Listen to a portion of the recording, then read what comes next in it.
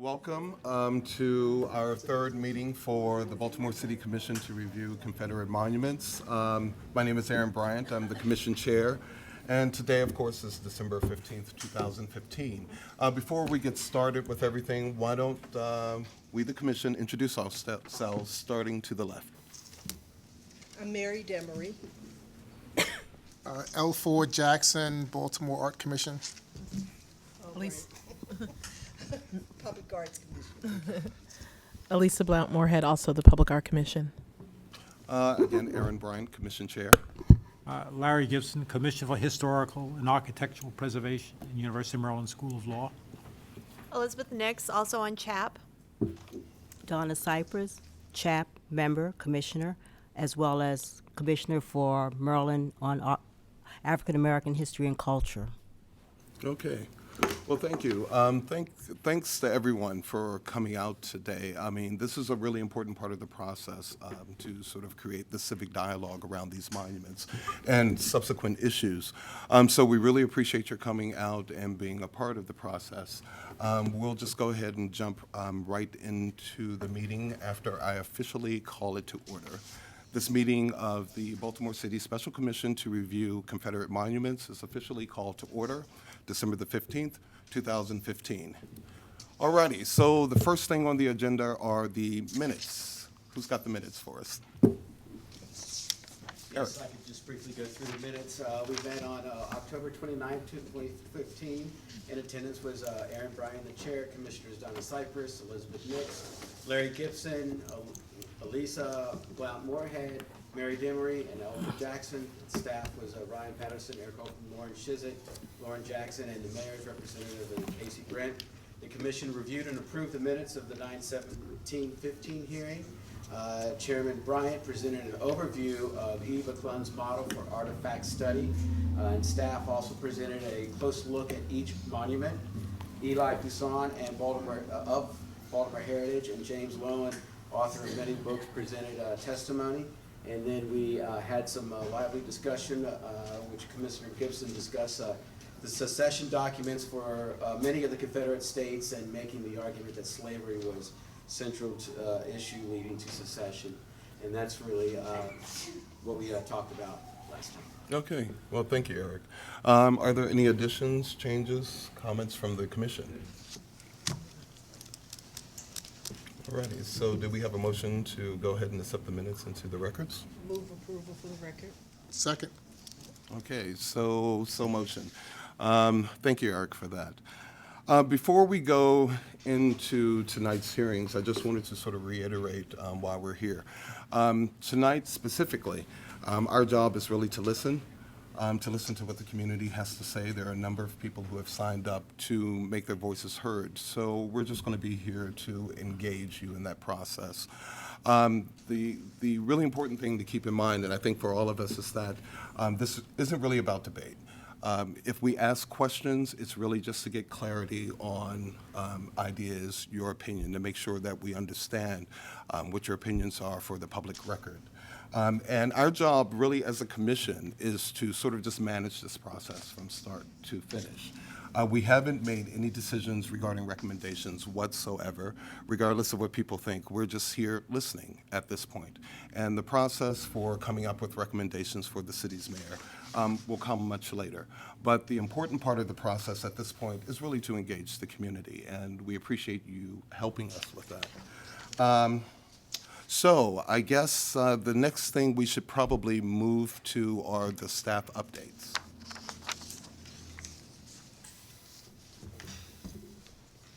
Just wanted just to brief the commission on just a couple things. We have been working with the law department in regards to the legal aspects of doing work on these monuments.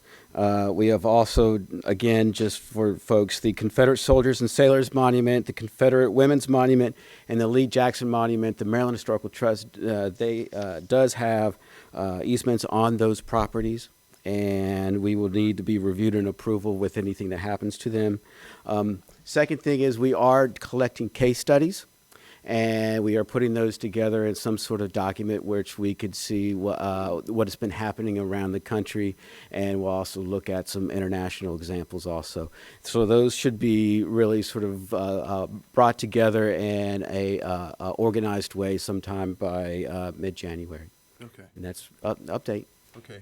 Any questions? Yeah, any questions I from? have one question for the case studies. How far do they go back, or are they all contemporary? Right now, they're all contemporary. Would you like us to look for older ones? I think, if they're relevant, if they make sense. Yeah, there's like the case in Texas, for example, that Yep. might. Will do. One other thing, you just might want to remind folks that we are, in addition to what we're getting here, we've been receiving written communications that you've put on a spreadsheet. Yes, I that's think correct. About 45. Right now, we presented to you, I think, 75 comments, and just today we have probably added about 15. So we have brought together about 90 comments from the public. And I received about 90 in addition on my website. I did a website thing, so we've been hearing a lot of stuff from a lot of people. Right. Wonderful. And part of the process with getting in information, not just tonight, but also through email, the letters we get, all of the opinions we're getting in from folks, we're compiling that and taking a look at what's being said and trying to create some sort of analyses that make sense, that could help us with the recommendations. So we appreciate it. Folks can go to our website, though, to get more information about how to submit letters or emails and everything, correct? Yes, they could go to our website, they could shoot emails, they could give us a call. I think the website is probably the easiest and most comprehensive way. We have lots of information on there. And then there is also the email monuments review at baltimorecity.gov that folks can go to and provide us with comments. Right. And when they send letters in, the best address would be to use would be the CHAP address. Right, the, Historic Architectural Preservation. Right, you could send it to the Commission for Historical Architectural Preservation, Eric Holcomb, Executive Director, 417 East Fayette Street, 8th floor, Baltimore, Maryland, 21202. There you have it. Anything else? Question. You mentioned that the Maryland Historical Trust has 3 of the monuments. Correct. Can you repeat those names again? The 3 monuments that the Maryland Historical Trust has easements on are the Confederate Soldiers and Sailors Monument, the Confederate Women's Monument, and the Lee Jackson Monument. Okay, and the Taney Monument who has authority over that one? Currently, right now, just the city. So it is in a local historic district, though, and we would want to work with the Mount Vernon Conservancy, too, since they are in a legal agreement with the city. Okay, thank you. Okay. Anything else? All righty. Thank you, Eric. Mr. Chairman, are the microphones activated? Are you having problems hearing us? You all? Oh. What about now? Is this better? Testing 1, 2. Testing 1, 2. Oh, there you go. Okay, can you hear me now? Should we start over? Okay, let's take it from 5 to now. Okay, so yeah, sorry about that. So the next thing on our agenda is a summary review of the monuments. Oh, I could do that if that's fine. Oh, It's up to you. Well, yeah. I'll go ahead and just do a quick summary. We just want to make sure that folks know that we are now reviewing 4 monuments. The first one is the Robert Brooke Taney Monument. That's in the North Park of Mount Vernon Square. We will be looking at the Confederate Soldiers and Sailors Monument, which is on West Mount Royal Avenue in the median. We will be looking at the Confederate Women's Monument, which is at Bishop Square Park at the intersection of University Parkway and Charles Street. And we'll be looking at the Lee Jackson Monument, which is in Wyman Park Dell at the intersection of Art Museum Drive, Howard Street, and Wyman Park Drive, right across from the BMA, which is the Baltimore Museum of Art. Okay, thank you again, Eric. Alrighty, so before we move into calling folks up to get testimony from the public, Here are some of the rules of engagement, because we have a number of folks who have signed up and a number of us here who would like to hear all the testimony. So each person gets about 3 minutes. Now, of course, we've encouraged people and continue to encourage people to submit their testimony, written testimony to us as well. And again, you could do that via the website, via email, or go to the website to get the email address, or also send it to the City Commission on Historical and Architectural Preservation. So even if you can't say everything you'd like to say tonight, we really do encourage you to submit your written testimony through those other avenues. So if we could get started, if we have someone who's going to call out the list, that'd be really helpful. Hi, I'm going to call 3 people at a time, and please come line up. If you do not wish to testify or you're not here, we'll skip you and we'll go on to the next person. We are continuing to sign people up right now. We have 31 people signed up, just so everyone is aware. Here's the list of the first 25, so you can monitor as we go. And if I was also asked if anyone is present but not a member of the press, we need you to be in a seat, please, for fire marshal's orders, I guess.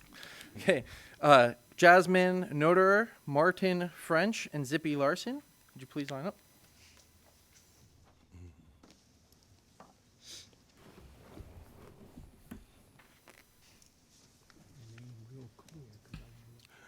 And might I remind people, when you come up, it would really be helpful if you could say your name, just for the public record. Just say your name and any other information you'd like to share, like what part of Baltimore or what part of the country you might be from. So, Good evening. My name is Jasmine Noderer. I'm a lifelong Baltimore citizen, currently residing in Mount Washington. I am not here this evening to ask the Commission to erase history. I am asking that these monuments be preserved and put in proper historical context. Confederate monuments were erected to honor and commemorate soldiers who fought to maintain the barbaric, racist institution of slavery. These monuments are a reminder of terrorism that free blacks and enslaved people experienced in America. Despite the outcome of the Civil War, these monuments were erected with the intent to promote segregationist values and white supremacy. We should ask ourselves why the losers were allowed to write history. Furthermore, we should question why they were granted monuments that commemorate a military failure and the racist subjugation of humans. The time to end their public display in this context is now. This past July, South Carolina's governor signed a bill into law that ordered the Confederate battle flag on South Carolina's state grounds be removed, following the massacre of 9 Black Americans at Emmanuel AME Church. Their slaughter, carried out by a young 20-something white man, was eerily similar to attacks carried out in the South during post-Civil War Reconstruction, in which aggrieved white citizens terrorized blacks to avenge the Confederacy. Lawmakers in South Carolina did not have the flag destroyed. Rather, it was moved to a museum. I suggest the same be done with Baltimore's Confederate monuments for the purpose of education about our nation's history. Some may say that we have bigger issues in Baltimore and that the matter of monuments and Confederate symbols are inconsequential. However, symbols matter because the meanings we ascribe to them have real impact. Following the massacre in South Carolina, there was much debate about what the Confederacy stood for. It was puzzling to hear so many people argue that the Civil War was not fought over slavery and that Confederate relics were displayed for heritage, not hate.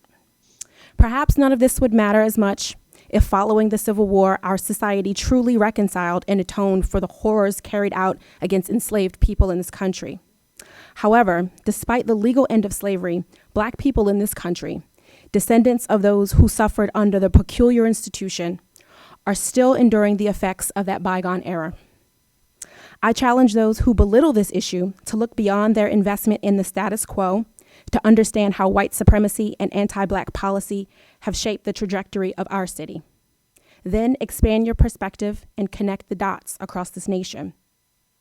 If we are truly a city that believes in the value of all people, then these symbols of oppression have no place in modern society's public spaces as memorials and monuments. Thank you. okay. How do you spell her last name? Oh, wait a minute before you I go. just wanted the spelling of your last name.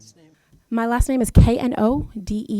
Notarer. Yes. So before you sit down, are there any questions for Ms. Notarer here? Okay, you. thank you very Thank you. much. Thank you. Say your name and. My name is Martin French. My personal interest in this war, basically, and this issue, derives from the fact that my great-grandfather fought in this war with the 49th Illinois. And the points that I'd like to make are, first, from the northern point of view, the Civil War was fought to preserve the Union. Abolition of slavery was to be decided by a political process after reunion of the states had been accomplished. President Lincoln himself was on record as saying that if maintaining slavery would preserve the Union, he would do it. And if abolition of slavery would preserve the Union, he would do that instead. Southern refusal to surrender before the end of 1862, which is when my father joined the Army, my great-grandfather joined the Army, pardon me, led him to take the latter course as the only logical outcome of the United States' bloodiest and most deadly war. Over 600,000 died in that war, more than any other wars combined since or before. The Confederacy was created by states which refused to recognize the ultimate superior power of the Union, represented in the national Constitution, to decide whether slavery could be abolished. The Confederate states held that they alone as states had the ultimate right to decide whether slavery should be abolished within each state's boundaries. They based this argument on the 10th Amendment to the U.S. Constitution. However, the Vice President of the Confederate States, Alexander Stephens, stated at his inauguration in 1861 that the right to decide on slavery was the reason that the Confederate States had seceded from the Union. States' rights were intended to keep this unchanged. Note, before the Civil War began, only 5 states, all in New England, did not prohibit persons of African descent from voting. After habeas corpus and freedom of religion and the press, this was probably the most important right that a citizen could possess. Even if Union states considered free persons of African descent eligible to become citizens, most did not treat them as equals of whites who were allowed to vote. For the entire Civil War, the Union Army was racially segregated. The Army at large was white, but after 1862, the U.S. colored troops were established with a pay differential, $10 a month as opposed to $13 per month that the white soldiers were paid for identical duty and risk of death or injury. Union monuments are thus not necessarily any less representative of racial bias, including the fact that several border states, Delaware, Kentucky, and Missouri, which did not secede from the Union, remained slave states during the war. Slavery was not actually abolished till 6 months after the end of the war. Citizenship for former slaves did not take effect till 1868, 3 years after the end of that war, when the 14th Amendment overruled the Dred Scott decision that had technically been law for 11 years. Maryland was as divided within its population as other border states. And I think the staff has provided you estimates. Roughly 1/4 of the population supported secession, 3/4 opposed it. And there's a similar ratio shown in the armies that fought on both sides. Okay, so Mr. French, I think your time's coming up. I'm going to try to, I'll skip a line here. Yeah, if you could just tell us what For your these position reasons, is. and recognition of the sheer loss of life and waste of material goods that the Civil War entailed, the monuments to the Confederate soldiers and sailors and to the Confederate women should be retained in public places. However, there is no particular association of their subjects with Baltimore City alone. These monuments could just as easily be justified if placed in the state capitol or in Baltimore County or southern Maryland or on the eastern shore, all being parts of Maryland that had the highest proportion of secession sympathizers. Baltimore's 19th century wealth, relative to much of the rest of Maryland, resulted in funding for them tending to come from Baltimore. Already, yeah, we have to So they wrap came it to be up. located here. Yeah. So your position is that you would like to retain the monuments? Monuments should be retained in a public place. I personally believe that the Tawney statue should be moved in light of his decision ex rel Merriman to as near to the Merriman estate as possible, which would actually be the Bishop Square Park, which is a part of the original Merriman estate Okay. at Charleston University. Alrighty. The Lee Jackson double equestrian statue is ironically commemorating the meeting of two generals at a battle which was not fought in Maryland. And that makes its relation to Baltimore City essentially non-existent from a historical perspective. Its Okay. proper place would be close to the actual battlefield at Chancellorsville that it commemorates. Okay, great. Yeah, we really do encourage you to submit your written testimony. Okay. Well, I have it here. And even if you could leave a copy with us this evening, that would be I'll do that. terrific. I'll do Before that, you sir. sit down, though, we just Yes. want to make sure the rest of the commission doesn't have additional questions. Okay. Thank Okay. you. Thank you, Mr. French.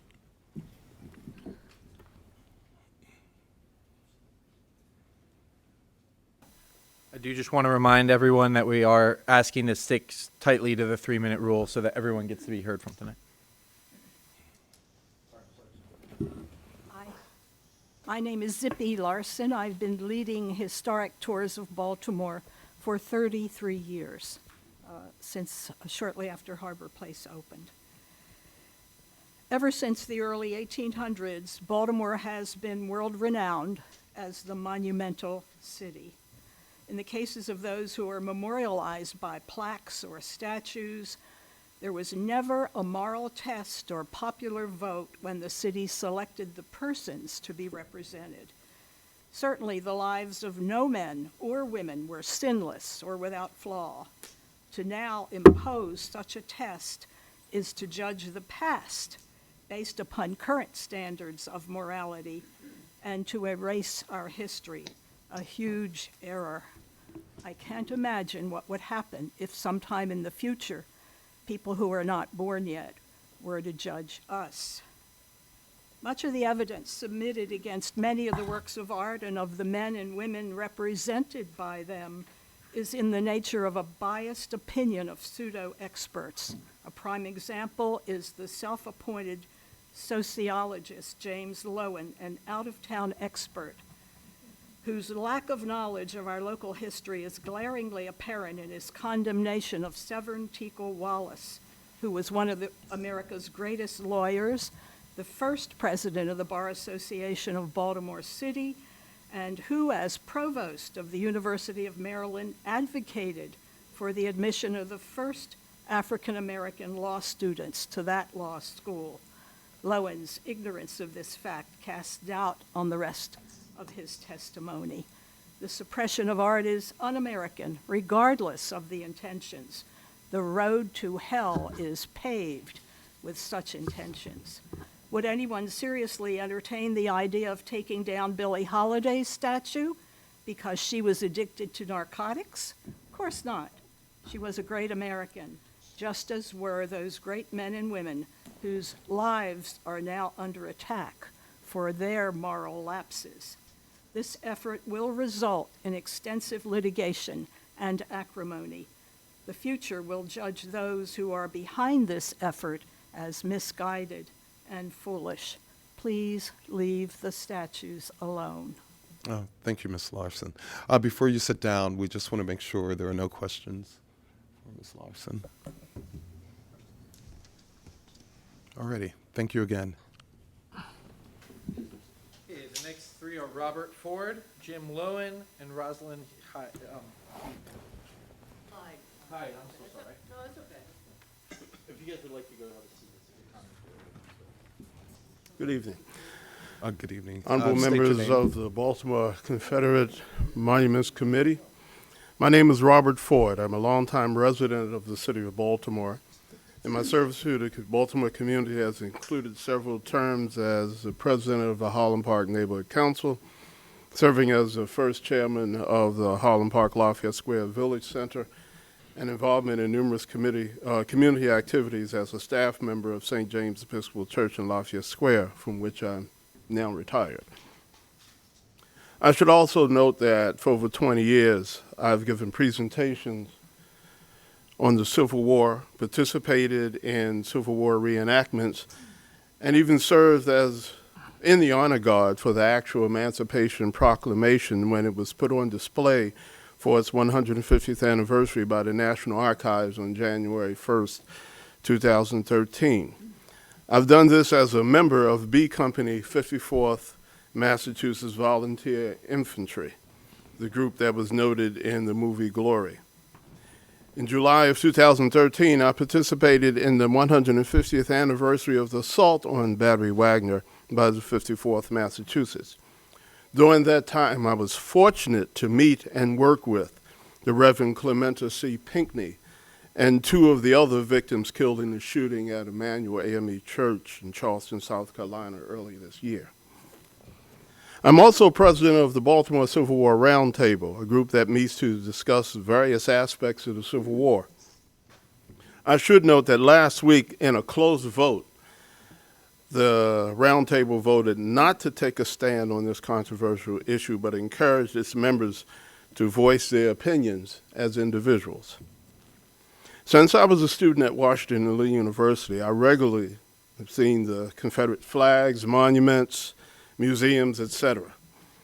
Over the past decade, I've seen the sites like Gettysburg Battlefield become more inclusive and broaden their interpretation of the Civil War instead of the one-sided narrow view that has been taught for years.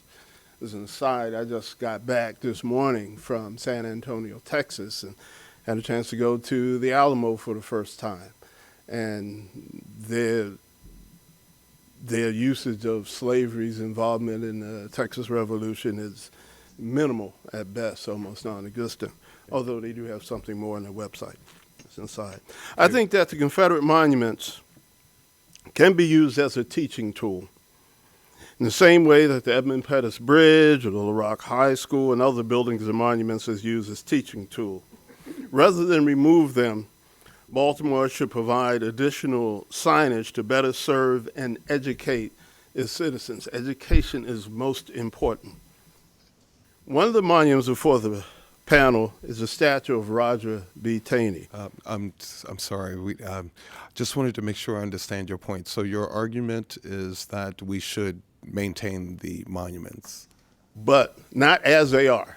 But you, as I said, notice on the Gettysburg thing and so forth, you provide additional signage to better interpret what they're all about. Okay. Yeah, we've run out of time, but I wanted to make sure we understood that point before we open things up. Questions from the commission? Can I make one more point? I said on the Taney, because of his racist diatribe of the Dred Scott decision and he has no reference to Baltimore at all. He's from Western Maryland, born in Calvert County. Let it go to Calvert County or let it go to Frederick, Maryland. Okay, thank you. Any questions for Mr. Ford? Okay, thank you very much. Where do I give a copy? You could leave it, right in the back there. Okay, Professor Lowen. Jim Lowen. I feel I've already been introduced. Yeah. You're back on the stand again, man. I want to thank the commission for having me before and for this process. I also prepared a statement of 10 principles. I've got several copies. I'd be happy to give them to anybody who wants it. I believe you have it electronically. There's one key principle that I want to emphasize today, and that is that the status quo is not maintainable. Your process, the process of you people being here and the signage that's in front of each of the monuments has protected the monuments thus far. But when it ends, that protection ends. We are fooling ourselves if we think that then you can decide whatever you want, leave them there, eventually maybe get some signage, but they will be okay. I don't think they will. The Haymarket Monument in Chicago at one point required 24/7 continuous police protection. I want to submit that this is the most boring assignment in the history of police work, to spend an 8-hour shift watching a statue. Finally, they moved it. I think that if you do not move these statues, they will suffer a similar problem. The White Power Monument in New Orleans got moved, and it still faced continuous slow demolition and vandalism. It is now going to be removed again, and completely removed, I think, to a museum. The Montgomery County, Maryland monument has not moved, but it's in a box for its own protection. And of course, that cardboard, plywood box doesn't look too good next to the courthouse in Rockville. I want to say that all across the United States, memorials to white supremacy are getting challenged. Just yesterday, I got this Dearborn historian that on the cover of it has their former mayor, Orville Hubbard, who was notorious across the country for being a pro-segregationist. He has no, let's say had, a big monument of himself right next to City Hall. It moved in September. This is happening all across the country. Finally, I just want to close by saying that I think we, both in Baltimore, and of course I'm from D.C., across the U.S., I think as a society have moved beyond the continued approval of white supremacy on our public landscapes. And I want to highlight the last couple of principles of my 10 principles. I think if you merely contextualize them, I understand that. I think it's much better than doing nothing. But I think it's problematic because you're putting up signs against the hieratic scale. That's a word I didn't even know before I studied monuments, but higher as in hierarchy, the enormous scale of these monuments that still says, we value this cause. This cause was great. Removing the statues, I submit, and this is my last principle, is not Orwellian. It does not erase history. On the contrary, it tells much more history, both at the place where they end up and also at the with the historical markers that will explain their absences at the spots where they now are. Okay. Thank you. Thank you very much. Before you sit down, sure. Before you sit down, any comments or questions? Thank you. Yes. Jim Lowen, L-O-E-W-E-N. Thank you. All righty. Thank you again. All righty. Yes, ma'am. Yes. Good evening. My name is Rosalind Hyde. I'm a city resident and property owner. I am also the great-granddaughter of a Civil War veteran, Henry Bell of Waterloo, New York. My passion is biography, because I want to put myself in the shoes or sandals of everyone who came before us. It is important to understand the past since it affects all of our lives today. We moved from New York City to Baltimore over 20 years ago. At that time, I knew very little about our history. Now I'm beginning to understand the passions that gripped us during the Civil War era. Our state was divided, as was the city of Baltimore. Many wanted to join the Confederate States of America. Others wished to remain loyal to the Union. Face it, that was the way things were back in 1861, when a group of soldiers traveling from New England to Washington were accosted on Pratt Street by Confederate sympathizers. Some died, many were injured. Had Maryland joined the Confederacy, today's world would be different. Maryland and would surround Washington, D.C., and no doubt we would have two countries. It is vital that we remember this. It is essential we utilize these Confederate monuments where they are as a teaching tool. To do otherwise is an act of cowardice. Henry Bell, my great-grandfather, was a lifelong school teacher. Even though he fought for the Union, I'm sure he recognized the root causes of the conflict. Were he alive today, he would advise taking advantage of these monuments to illustrate the realities behind the horror that was that war. And horror it was.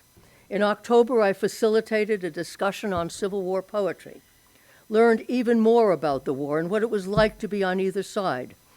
There is no way any one of us today can get our minds around what it was like back then. All we can do is try and comprehend the past and hope stuff like the Civil War never happens again. The men depicted on these Confederate monuments were all United States citizens. Robert E. Lee was once the commandant of West Point. He was also the architect of Fort Carroll, a landmark in our Baltimore harbor. We must acknowledge that they were Americans.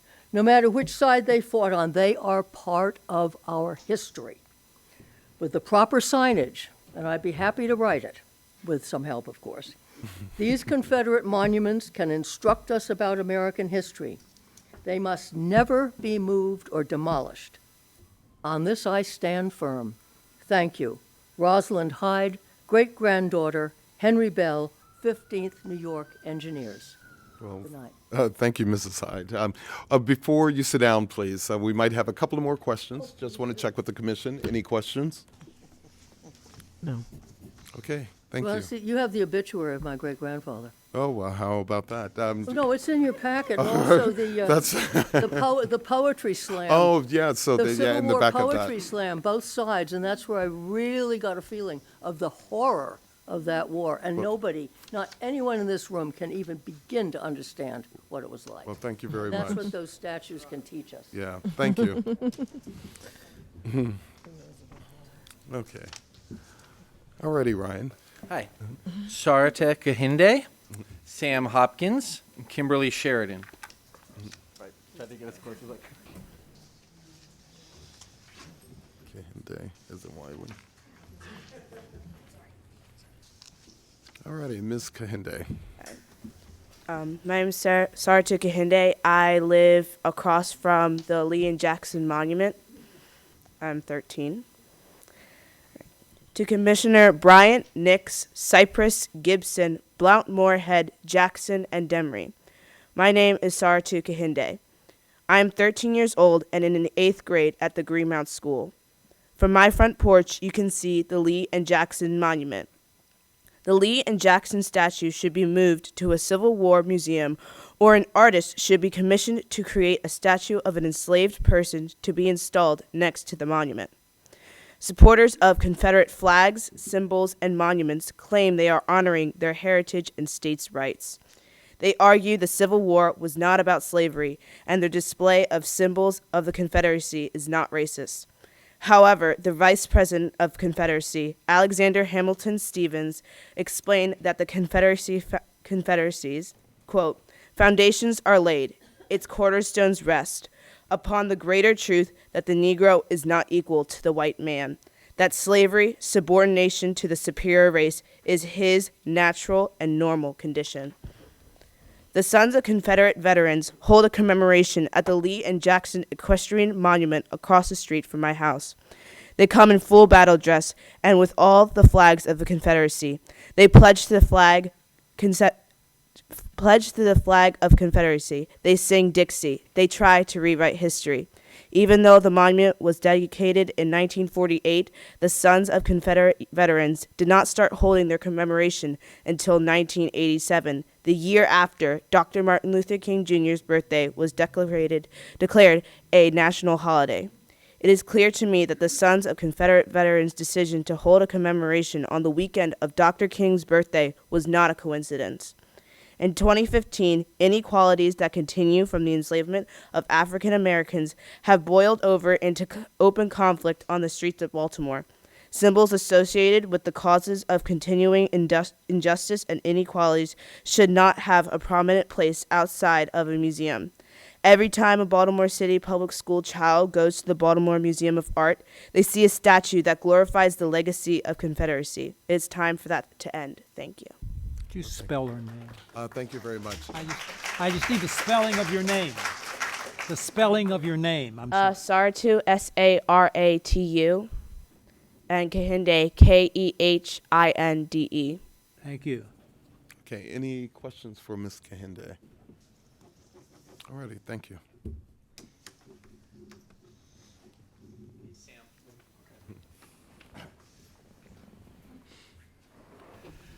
Hello, I'm Sam Hopkins from Baltimore, Maryland. I'm speaking only for myself.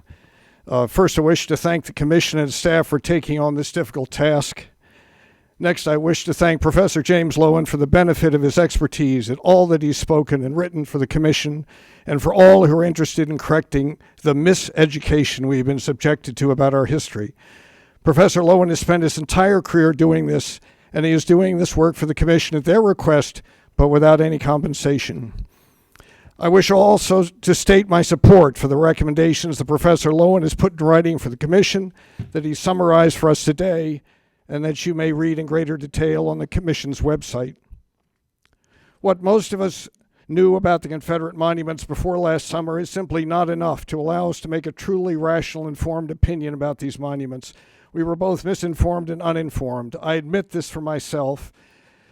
Slight bias from the fact my great-grandfather fought with Mosby's Rangers for the Confederates, combined with other parts of my family were abolitionists, and frankly, this encouraged me just to kind of ignore the whole business. But That's changed. So we need to at least read what Eli Poussin and Professor Lowen have written for the specific purpose of helping both the Commission and all of us as well. Here is what this re-education has taught me. The monuments are not just beautiful art. They are also propaganda that had a terrible purpose. So we cannot think of them as just an artistic preference that we either like or don't like without any particular reasons that we can articulate. There is a long and painful history that explains one of their original purposes. There is also a long and painful history of what followed their installation and that served that purpose. But the monuments hide that history and purpose. So now we need to teach it. Professor Lowen's recommendations serve that purpose. Too few of us have known that history or admitted it. Otherwise, the monuments would not still be on public land in honorific locations, and otherwise we would be shamed into relocating them to museums. Otherwise, we would relocate them out of consideration for the fear they can still instill in African Americans. Shame is painful, fear is painful, but we have choices. For some, their choice is to ignore the monuments where they are. For others, their choice is to be aware, but to ignore what the monuments stand for. For the future, why not it be all our choice to put them where we don't have to either ignore them or ignore what they stand for in order to be spared the shame and the fear. The largest obstacle to doing this, I believe, is the resistance many humans have to simply change, any kind of change, because they find it uncomfortable. And then there's the power of emotion to trigger this resistance. The resistor thinks he or she has reasons for the resistance, but the reasons are only rationalizations for the decision to resist. And the decision was made only because of emotion, not reason. And this phenomenon has been scientifically proved to explain much of human behavior, and it is a special academic interest of mine. Mr. Hopkins. And I'll end there if you want. Yeah. I just wanted to make sure, could you just clarify your point? You think we should? I support all of Jim Lowen's recommendations. Which are to remove Move the monuments to a non-public honorific location, a museum setting, and to reinterpret them as he recommends. Okay, thank you. Any questions for Mr. Hopkins? Thank you very much, sir. Good evening. My name is Kimberly Sheridan, and I lived in Pigtown and have for 31 years. And the question did occur to me that in removing these monuments, what would we replace them with? And I have one modest suggestion, particularly in the story of a local man named Warner T. McGuinn. He was born in 1859 in antebellum Virginia to a pair of free blacks, though it's a very relative term how free they were. He did excellent in school and graduated Lincoln University in 1884 and started undergraduate studies in law at Howard when he got an astounding letter. In 1885, he had been accepted to Yale University, one of the first black Americans to do so. But he was not rich, and he was working 3 jobs while he was pursuing his perfect studies. He was elected as a greeting committee at that time for one of the country's greatest lecturers, one Samuel Clemens, otherwise known as Mark Twain, who was very impressed with the young man. And without Warner asking, he wrote a letter to Yale wondering if $1,500 would be enough to pay this young man's room and board. And this is why he said that. "I do not believe," Mark Twain wrote, "I would very cheerfully help a white student who would ask for the benevolence of a stranger. But I do not feel so about the other color, for we have ground the manhood out of them. And the shame is ours, not theirs, and we should pay." This enabled him to graduate the head of the class in 1887. After a few years in Kansas, he moved to Baltimore, right here, in 1892, where after a 25-year legal practice, it culminated in 1917, when he argued before a federal court against a Baltimore housing segregation statute. This is 1917, and he won. This enabled him to be elected to this city council in the 1920s for 2 terms. I wonder who's serving his constituency today.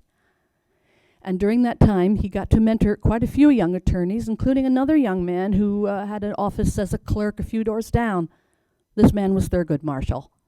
who claims Warner McGuinn was one of the greatest mentors he ever had. Whether that's 1917 case helped him with Brown versus Board of Segregation, I don't know. I haven't been able to get more detail on this case. I would like to. But I would recommend that perhaps instead of Taney, we could put up someone like Warner McGuinn, a local, a pioneer, a city council member, someone who's didn't have a gun or a sword, but whose words could melt bigotry and whose arguments were like a battering ram against entrenched discrimination. And for the record, while Billie Holiday may have injured herself and all her loved ones greatly with her drug addiction, the decision of Taney's Supreme Court ruined the lives of millions. So it's a matter of relativity. And my 3 great-grandfather, who was a Confederate, he was wrong. It's as simple as that. So your recommendation is? Well, thank you very much, Ms. Sheridan. So if you could just summarize your recommendation. What's your recommendation? I would like to offer this as a modest suggestion for a possible replacement. Okay. All right. Find a sculptor. Well, thank you very much, Ms. Sheridan. Any other questions? Warner T. McGuinn. Warner T. McGuinn. Would you like this? I can get another copy. Yeah, we absolutely would appreciate I have a a whole copy of chapter your on him in statement. my book. Okay. And a chapter from your book. What was her, what is her name? What, Thank you. can you repeat your name? I'm sorry, would you Repeat your repeat name your again, name? please. Kimberly Sheridan. Thank you. So up next we have Julie Barnes, Deborah Rowan, and Thomas Coplier.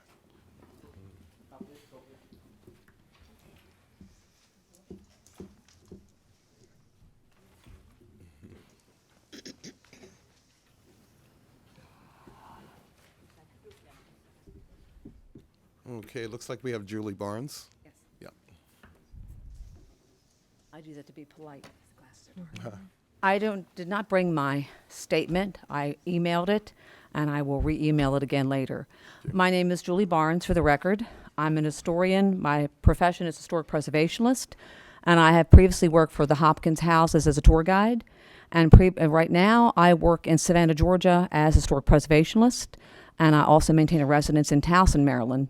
But I lived for 20 years in downtown Baltimore, and to state it clearly, my recommendation is that the statues, the monuments, at least 3 of them, stay intact and in place as an educational tool, if nothing else.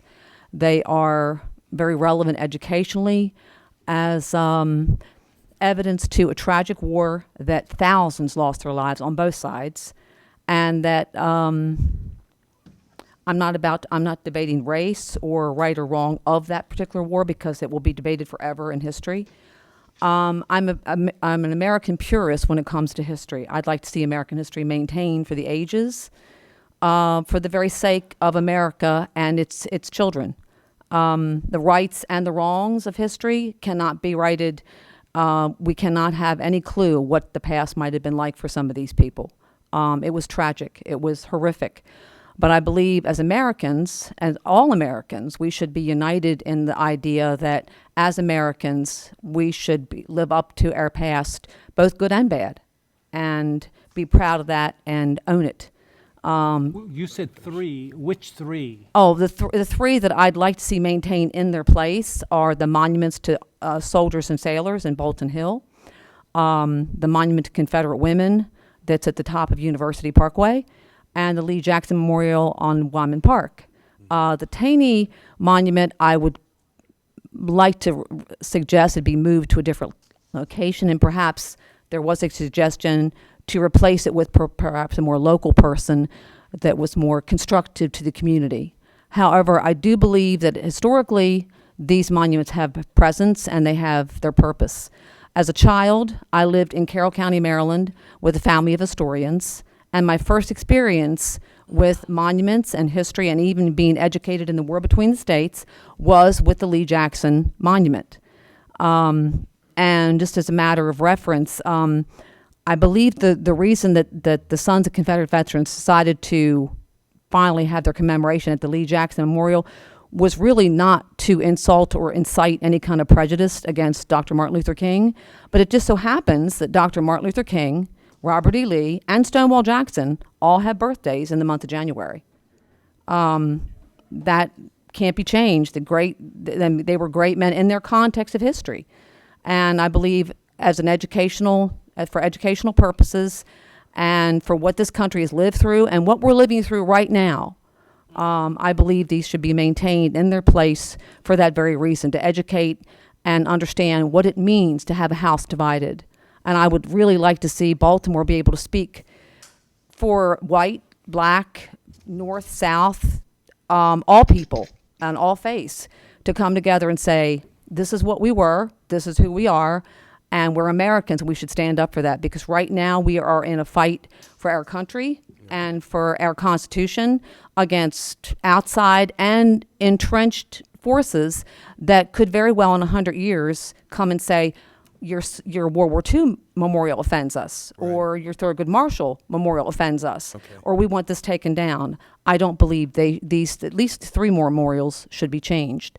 Perhaps the one. My solution would be to perhaps better interpret them, because they are not well interpreted at all. I mean, plaques, explanation. So your idea is to maintain the 3 monuments intact where they are. The tiny monument you would like to move, and then better interpretation. Yeah, definitely. Okay. They definitely all need better interpretation to be understood. Thank you very much. Thank you. Any questions for Ms. Barnes?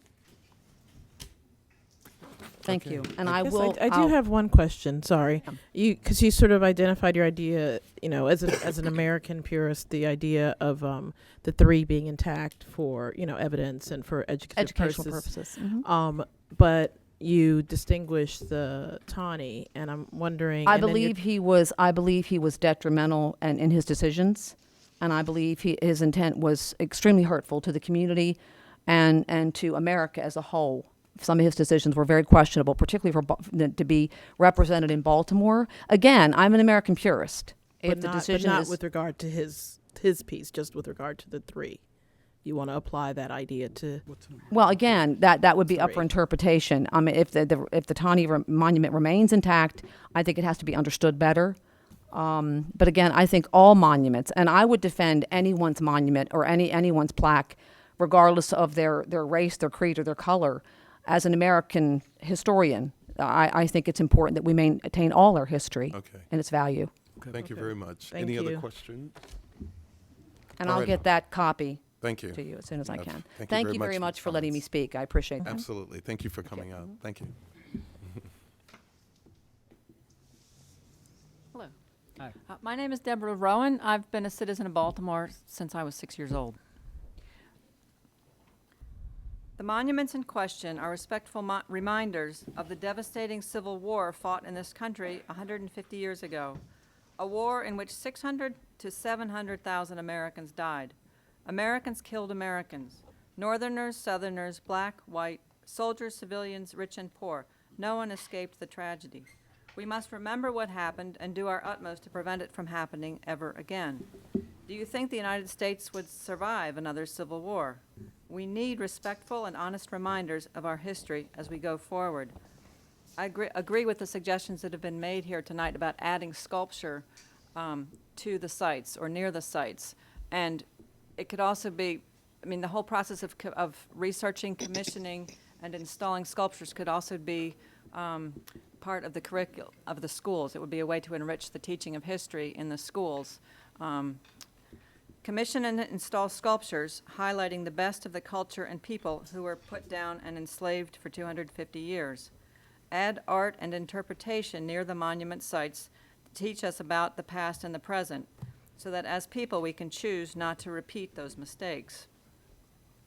Naturally, the Confederate cause is not popular today, and unlike the Vietnam War, there are no surviving Civil War veterans who remember its horrors. But if an unpopular cause is adequate reason not to honor the fallen or to remove monuments commemorating them, there would be no Vietnam Memorial. Few Americans would favor removal of the Vietnam Memorial because it honors our countrymen who died in that war.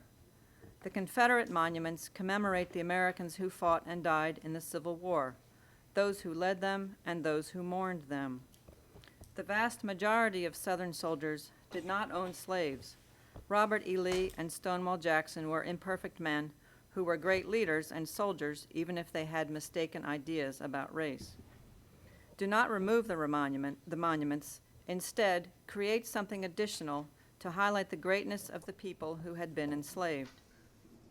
And Mr. McGuinn, I agree with the suggestion of a sculpture of Mr. McGuinn. What we do in response to historical events, not the events themselves, is what divides or unites us. We cannot and should not erase or sanitize history, but we can learn from it. We can use the existing monuments to shape a more equitable future for all Baltimoreans and all Americans. Thank you. Okay, thank you very much. Any questions? Yeah, if you could just summarize, in one sentence, what. I would like to see the monuments stay where they are and be enhanced or supplemented, complemented with additional sculptures, and include that in the school curriculum, the whole process of that. Okay, thank you. Any other questions? Alrighty, thank you very much. Good evening.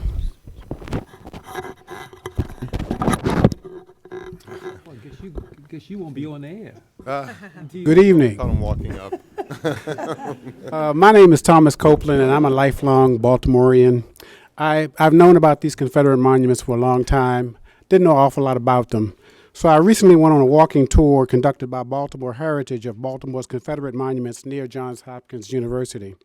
I learned that these monuments were erected in the early 20th century to honor Confederate soldiers and their supporters. I want to be clear, that it is time for these monuments to be removed. Baltimore now has an opportunity to rid itself of glorified symbols of the Old South. These monuments should be sold to the highest bidder with the stipulation that they be removed at the buyer's expense and transported outside of Maryland. There are still many people who admire the Confederacy and adhere to the lost cause interpretation of the Civil War. They continue to believe that the South seceded to preserve the Southern way of life and states' rights and not slavery. They believe that enslaved African Americans were happy and faithful slaves, loyal to their masters and the Confederacy. They believe that Confederate soldiers were saintly, and that the most saintly of all was Robert E. Lee. And that also that all Southern women were loyal to the Confederate cause, and they are sanctified by their sacrifice of their loved ones. Therefore, the lost cause is not true. Therefore, these statues should be sold. I believe they could fetch upwards to $10 million because people love them so much. Some people, the sons of Confederate veterans and other groups around the country, I believe they would pay at least $10 million for these statues collectively. Baltimore can certainly use the money. We're cash strapped right now. We can use the money for our schools. We can use the money for our children. We can use the money for our recreation centers. We can use that money today to help the children, the black children here in Baltimore today. There are no monuments in Baltimore to honor the British who attacked Fort McHenry, no monuments to honor the Japanese who bombed Pearl Harbor, no monuments for the Nazis who fought against America, no monuments for the North Vietnamese, no monuments in Baltimore for the North Koreans who killed Americans who went to preserve freedom in South Korea. There are no monuments in Baltimore for the Taliban, no monuments for the bombers who took down the World Trade Center on 9/11. There are no monuments in Baltimore for ISIS. There are no monuments anywhere in Baltimore City for any group or any person or any nation who fought against the United States of Maryland, except for the Confederacy. This is a double standard and should be corrected.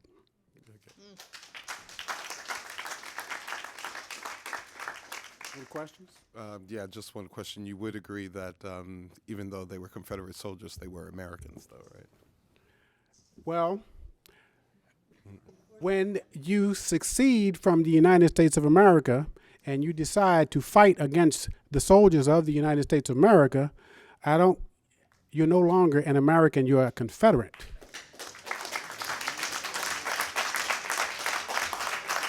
Thank you. Any other questions? Where'd you get that $10 million number for? I honestly believe that there are some Southern sympathizers across this country that if we said we're going to melt these statues down, I think they would mobilize and raise $10 million to save them. I honestly do. Okay. Alrighty, thank you. Mr. Copeland.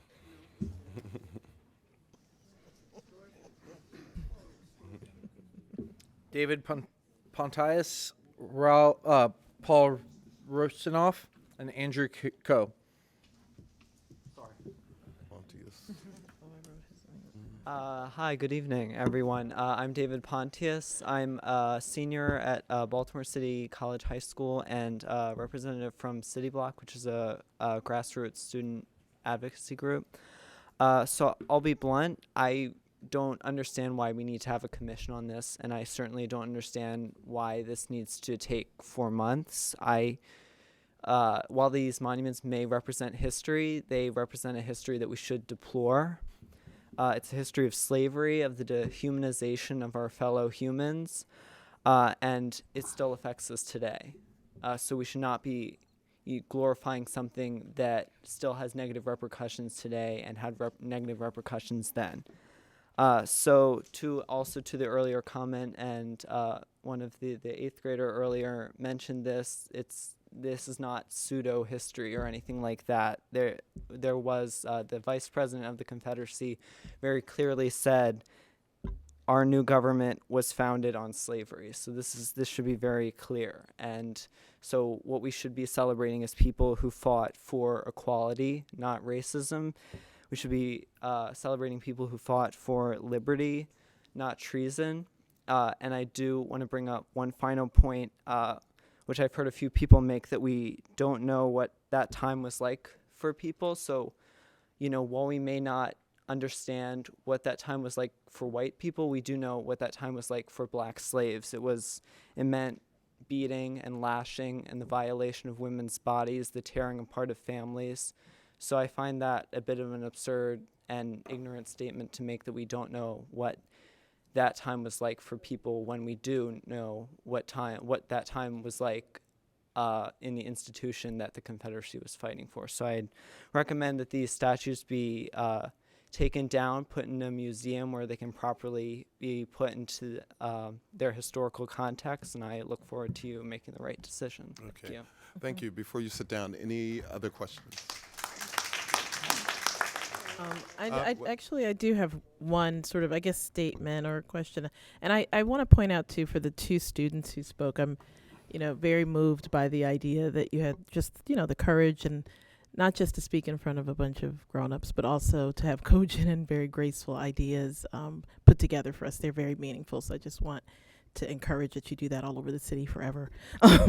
But also, I want you to spend some time, because I respect you as a scholar, spend some time thinking also about this process. I know you said that you were a little cynical about why this process is in place. It seems so obvious in terms of your idea about how this should be adjudicated, if you will. And I just would like for you to spend a little time understanding that the rigor and the opinion and the conversation that we're having here is pretty critical to make sure that however this ends up, or however we dispense with these pieces, that there has been a democratized, clear conversation, because otherwise we wouldn't hear from you, or we wouldn't hear from the other people that have opposing views, and then all of our decisions are subject to a different kind of scrutiny that could be challenged. So. And I would love to talk to you afterwards a little bit about how it's gone and why it's taken 4 months as well. Right. And just to add to that, I think the objective of engaging other ideas, we individually don't have the answer. It takes an entire world of people to come up with a solution, and you always have to be open to that. That's part of the democracy we're talking about, and it's also part of what it means to be a part of a community.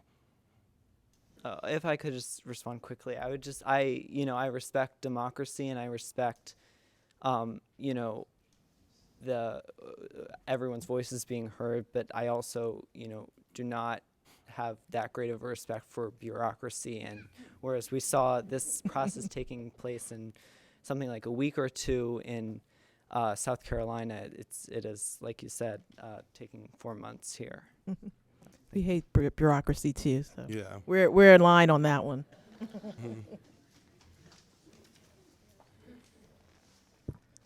Good evening, Commissioners. My name is Paul Russinoff. I've been a resident of Baltimore and Bolton Hill since I moved here in 1996. I work in Washington. I take the MARC train every day, so not only do I live a few blocks from the Confederate Soldiers Memorial, I pass it on my way to and from Penn Station. One of the reasons I chose to live and raise a family and pay taxes here in this city was the historic beauty of Bolton Hill and the rich history of the city of Baltimore. The first bloodshed of the American Civil War took place on Pratt Street within sight of this building. During the war, Baltimore was a city under martial law. Civil liberties were suspended. The mayor, who I think is that guy right there, right? Is it George Brown? The council, the city council, the police commissioners George, were all imprisoned in Fort McHenry. And unlike New York, Philadelphia, or Boston, this city is intimately connected to the American Civil War. And the beliefs which existed in Baltimore in the 1860s and beyond were mixed, with many individuals during that period supporting the Confederacy and enlisting and serving in the Confederate Army. If the question is asked, is it historically appropriate to have a statue representing a Confederate soldier in a public place in our city, the answer is yes. Given the historical record, it simply can't be debated. But today, the meaning of those statutes have clearly changed over time. A statue that was erected to celebrate and honor Confederates under a lost cause mythology today is simply a reminder of our past. There are no more Confederate veterans, and the organizations which sponsored those statues in Baltimore have long since died out, and the lost cause mythology has been discredited.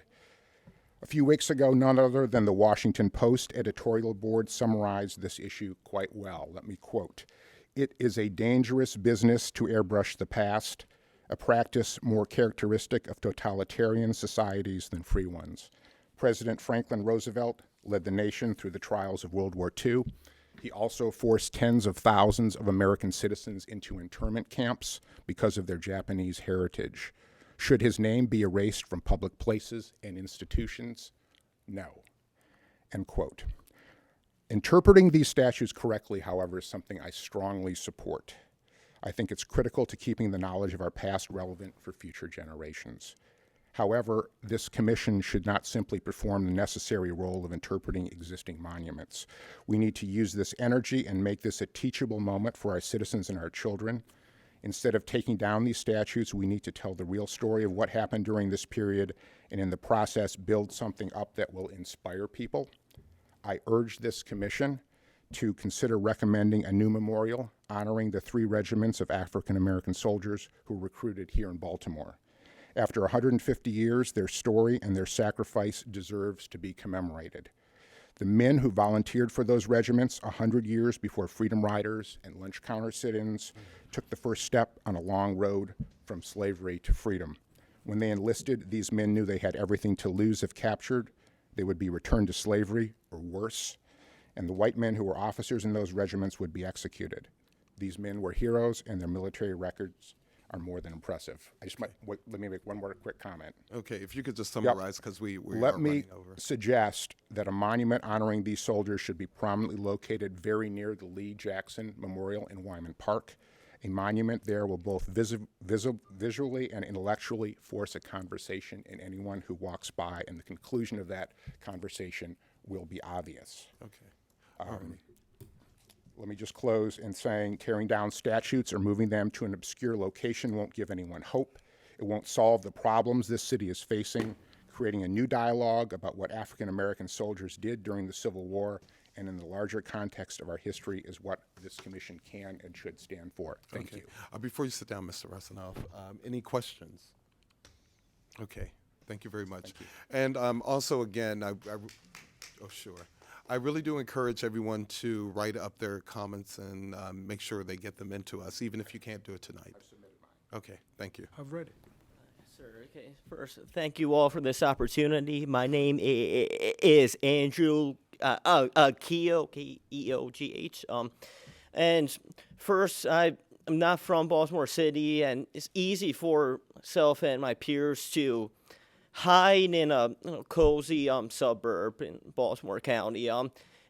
I look around, there are symbols all along my neighborhoods, the neighborhoods of many of my friends, and the symbols can be merely the homes. The homes are symbols of white flights, among many other things, the suburbanization. In the city, symbols are all around us. The homes, you take that example, are a city of corruption, of real estate practices that oppress, that took advantage of the most vulnerable. Now that brings us to the monuments. My paper is published on the website. There's 3 Confederate monuments. We have the Tawny monuments. They are, as many of us know, symbols of the racism of slavery, of then when you consider their context of Jim Crow. And now that brings me to a solution. I say, give it to the kids.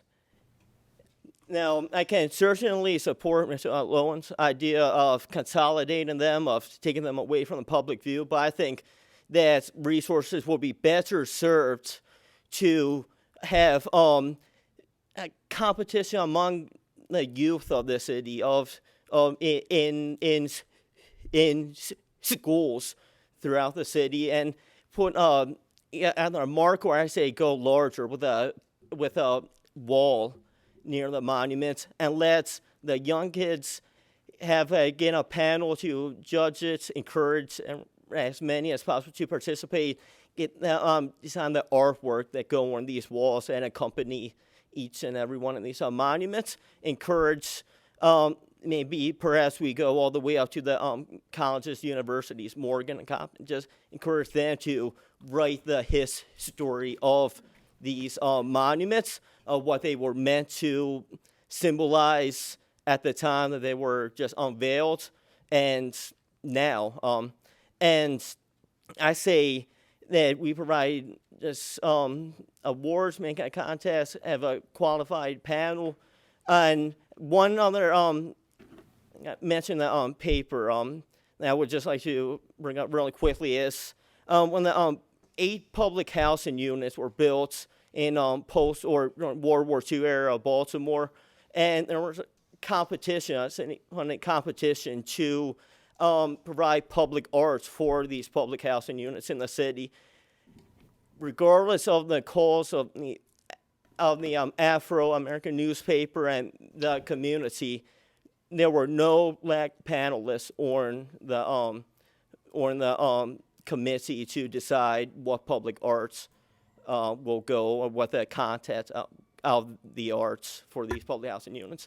I say we fix that, we get it right this time, and we have a true city panel decide and let the kids take part in the future of Baltimore's public arts. Okay, thank you very much, Mr. Keogh. Any questions? Thank you very much. Thank you. Thank you.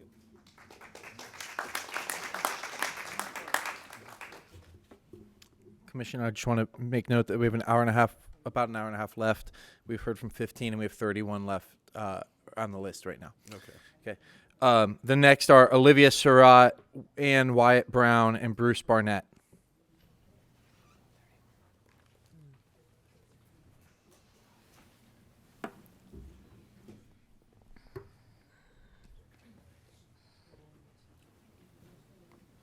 So we have 30 more? Oh, wow. Thought we were half done. I know, I didn't What know. Oh, Ryan, would it be possible to get a copy of the additional, the sign-in sheet with the additional names? Yeah, the second sheet. Is that the first names? I Yeah, got some this is the spellings I gotta get off of here.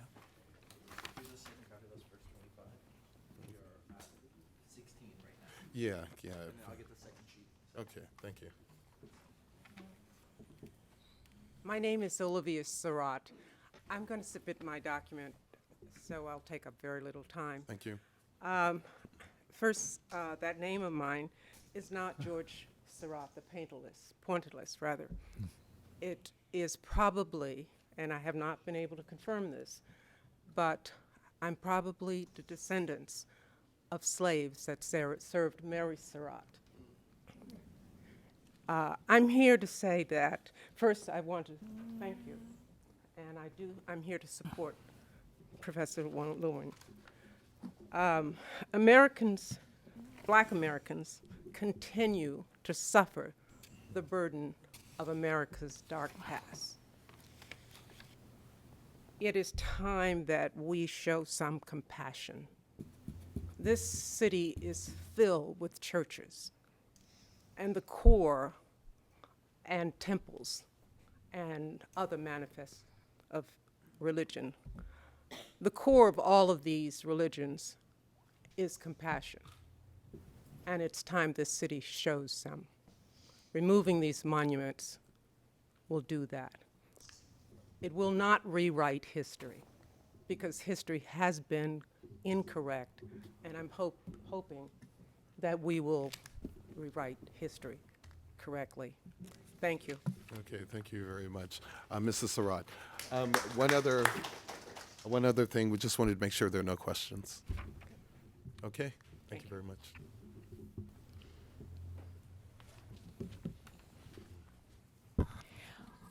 My name is Ann Wyatt Brown, and I'm sorry to say that my great-grandfather was one of the people put in prison to make sure that he didn't carry out, taking Maryland out of the Union.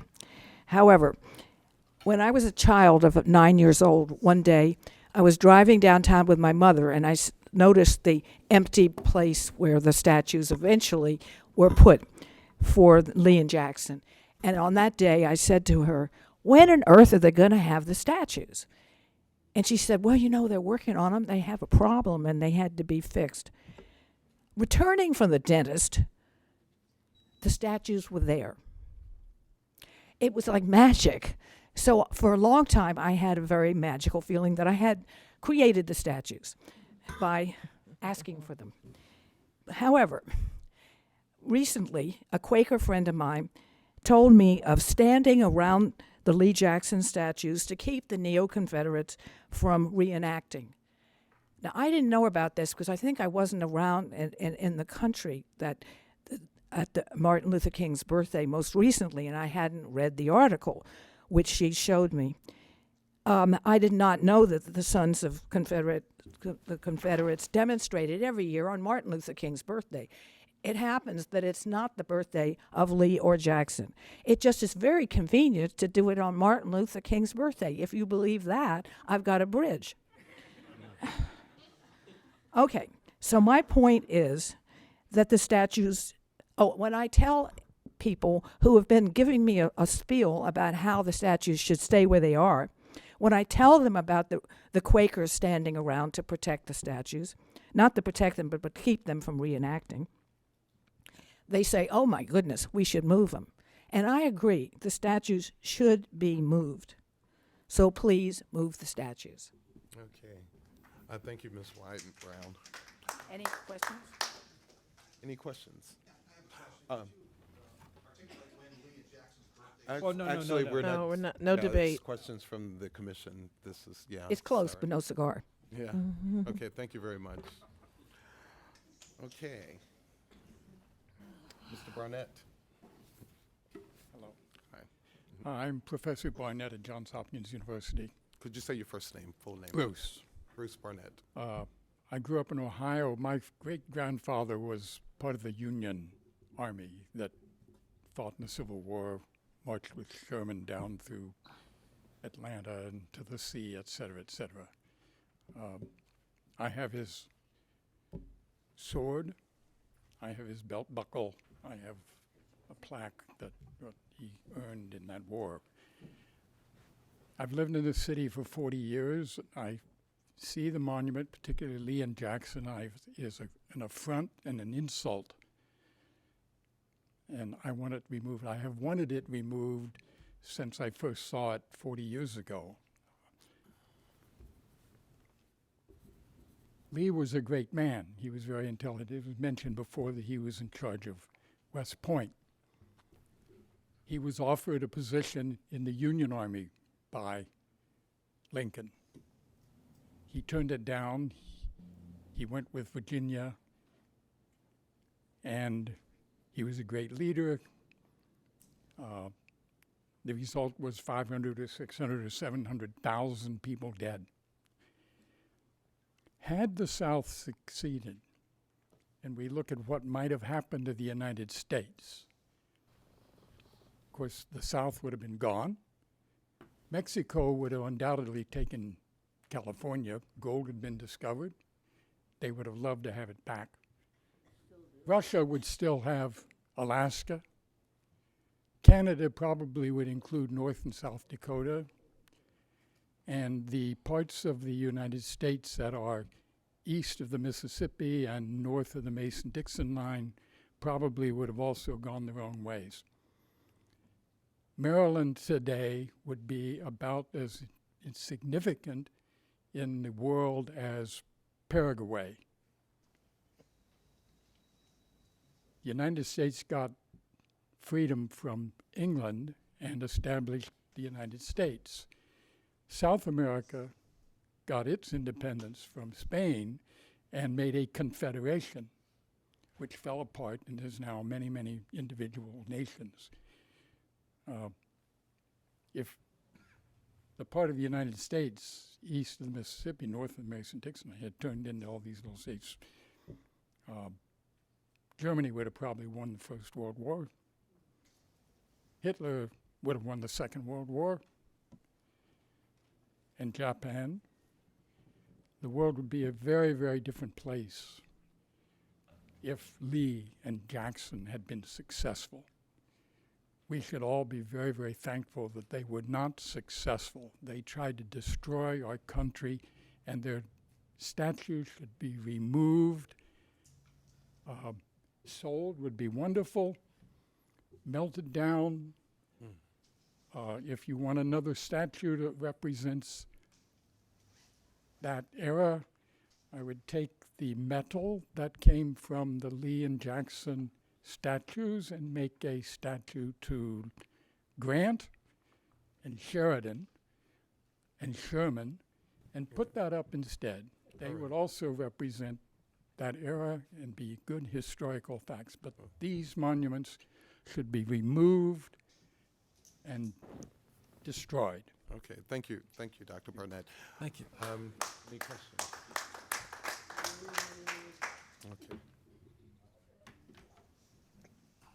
Okay.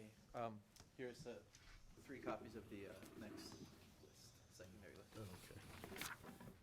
Okay, the next speakers are William Hellman, Dennis Sanders, and Robert Rise.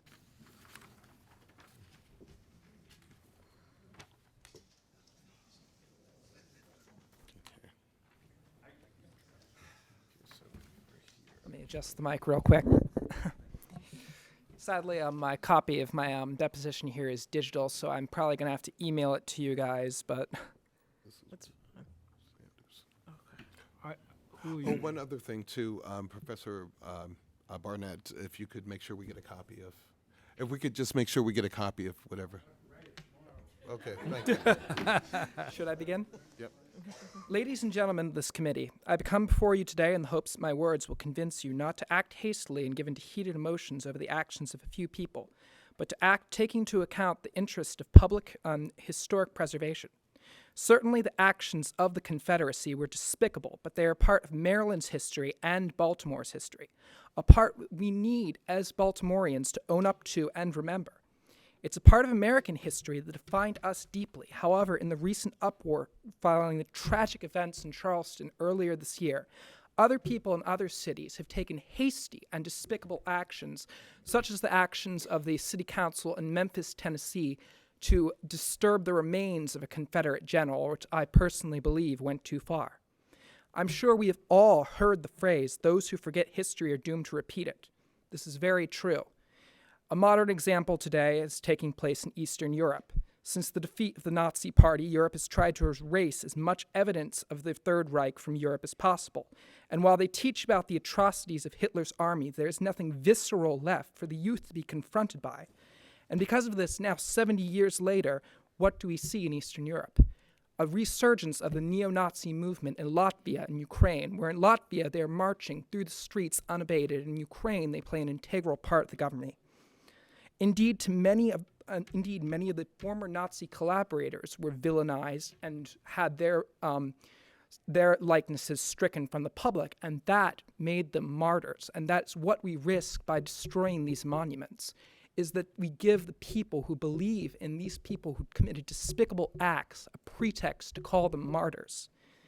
Instead, it's in our best interests to put these monuments into context, a historical context that our children and our children's children can learn from.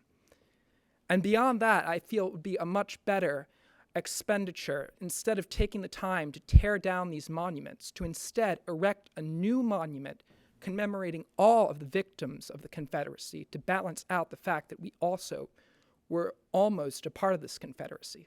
I envisioned such a monument as one that would commemorate the slaves who were victims of the Confederacy, in that they were denied their human dignity. The children soldiers of the Confederacy who fought for a cause they did not have any chance to question, and the Union soldiers who saved this country from absolute division.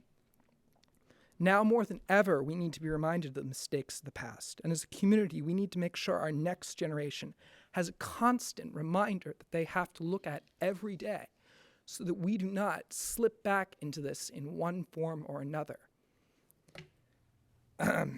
Okay, if you can wrap it up, we're sort of out of time. Quickly, while wrapping it up, I'm essentially saying that, yes, we should leave these monuments here, but we should contextualize them, and that we should also go and approve expenditure for a centrally placed monument to the victims of the Confederacy. Okay, thank you very much, Mr. Sanders. Any questions? Right away, I did that the last one I was at. Do you guys have any questions? There you go. Thank you so much, Mr. Sanders. No, was that Hellman or Saunders? Sanders. Dennis Sanders. Oh, My no, name is Hellman. Dennis Saunders. Oh, Saunders. Okay, Hellman. No, it's Hellman. I'm retired after 45 years in the business of financing commercial real estate. My wife and I have lived in Columbia, Maryland since June of 1986. We're both natives of North Carolina, a state that some clever observer long ago characterized as a valley of humility, situated between two mountains of conceit. My purpose is to appeal to the Commission to ignore the precedents established by other cities and to instead predicate its recommendation entirely upon a duty to make valid antebellum history available to all citizens of Baltimore. If allowed to remain in place with their dedicatory language intact, the city's Confederate monuments can serve to motivate objective consideration of the question whether the Civil War might have been averted and slavery ended by certain political options that were ignored by the leadership of America's federal government. And nothing can better stimulate intellectual curiosity about that question than the full discredit of the myths that now pass for antebellum history. In entry 8 of his presentation to the Commission, dated November 20, credentialed author Dr. James W. Lowen included the following statements, quote, "True, the Union did not go to war to end slavery. It went to war to hold the nation together. But that, too, is a more laudable goal than secession for slavery. And by 1862, the U.S. did find itself fighting to end slavery. The self-contradictions manifest in these statements are so profound as to displace the very cornerstone beneath the aforementioned myths. If Dr. Lowen concedes that the Union did not go to war against secessionists to end slavery, how can he then proceed to declare that the secessionists went to war to defend slavery? Who takes up arms to defend anything that is not under attack? Isn't Dr. Lowen obligated to explain why the secessionists exited the Union? Mr. Sanders, we're running out of time. If you could get right to your recommendations, that would be helpful. I am the only defender of the Confederacy in this entire room. Okay?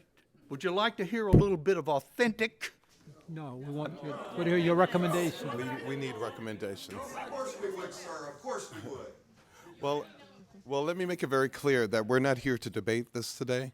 What we're trying to do is gather ideas for recommendations. So if you have a recommendation, we are open to that. But in terms of debate, Well, I thought we my have to do recommendation was apparent from my second paragraph, in which I said my purpose is to appeal to the commission to ignore the precedents established by the So what is cities your recommendation? and instead predicate its recommendation entirely upon valid antebellum history. But what is your So recommendation? would that be to keep the monuments to? Of course. Of course. I went on to say, if allowed to remain in place with our dedicatory language intact, the city's Confederate monuments can serve to motivate objective consideration of the question whether the war might have been averted and slavery ended. Alrighty, thank you. Any questions for Mr. Sanders? Please make sure that we get a full copy of your text. Unfortunately, we're running so out of time, and we have about 30 to 40 other people to get through. Any questions? I'll just say that Mr. Sanders is Sanders or Saunders? Saunders. Incorrect. From the panel that's come up today, it's about a 50-50 split. So there are others in the room that actually support you. I'm gratified to know that. Yes. Thank you. Thank you very much. Very unsatisfactory experience. Okay, no, we're not going to do that. If you want some satisfaction, if you're asking for some satisfaction, I'm available. Excuse me, but we're not going to. Yeah, we're not going to have that. This is a civil discourse, and so we're going to continue in a civil manner. Okay, this isn't about having fights in chambers.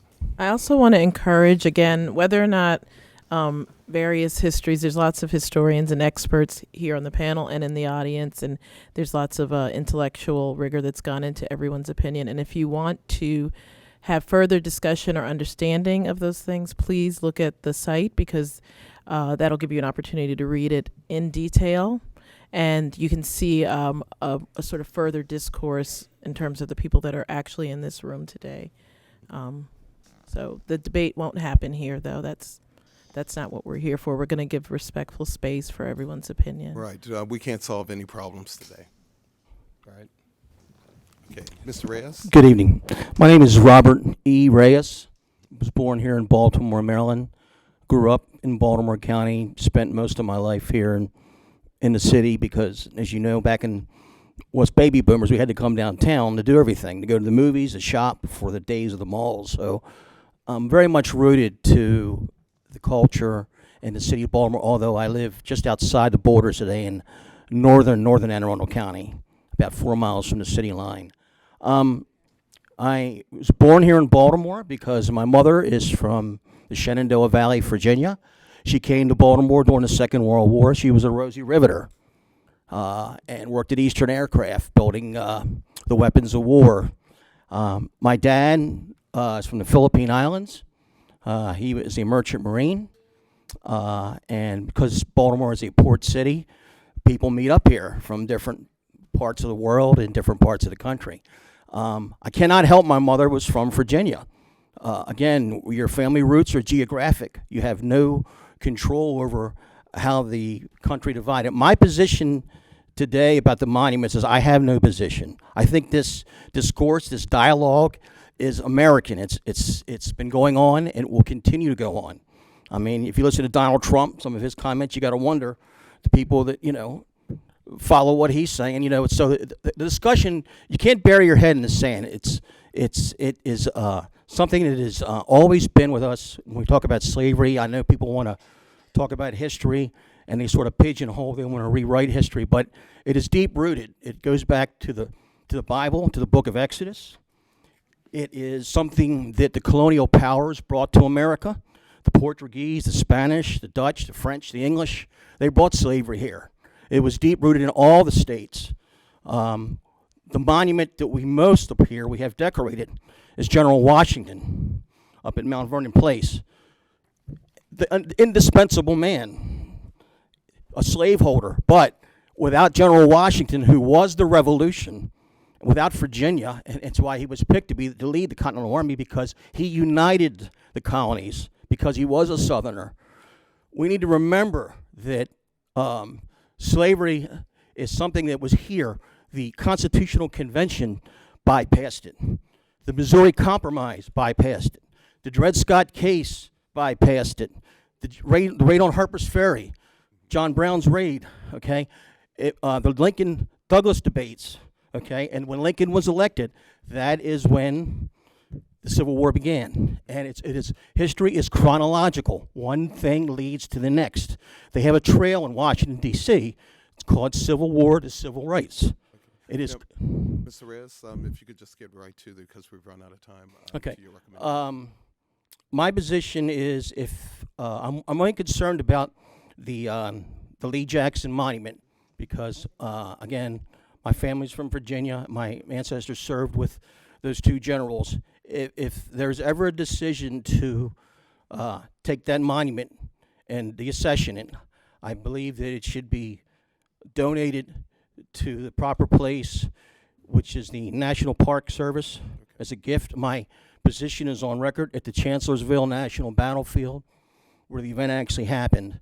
But again, we need to look at that the Civil War was the beginning of the end of slavery, and on to civil rights is where we are today. And I think this discussion is very healthy. This is what America's all about. We need to have this out in the open and to discuss it. Otherwise, you're just trying to rewrite history, and it's no place for that. Thank you very much. Any questions for Mr. Reyes? No, thank you. Okay, thank you so much, sir.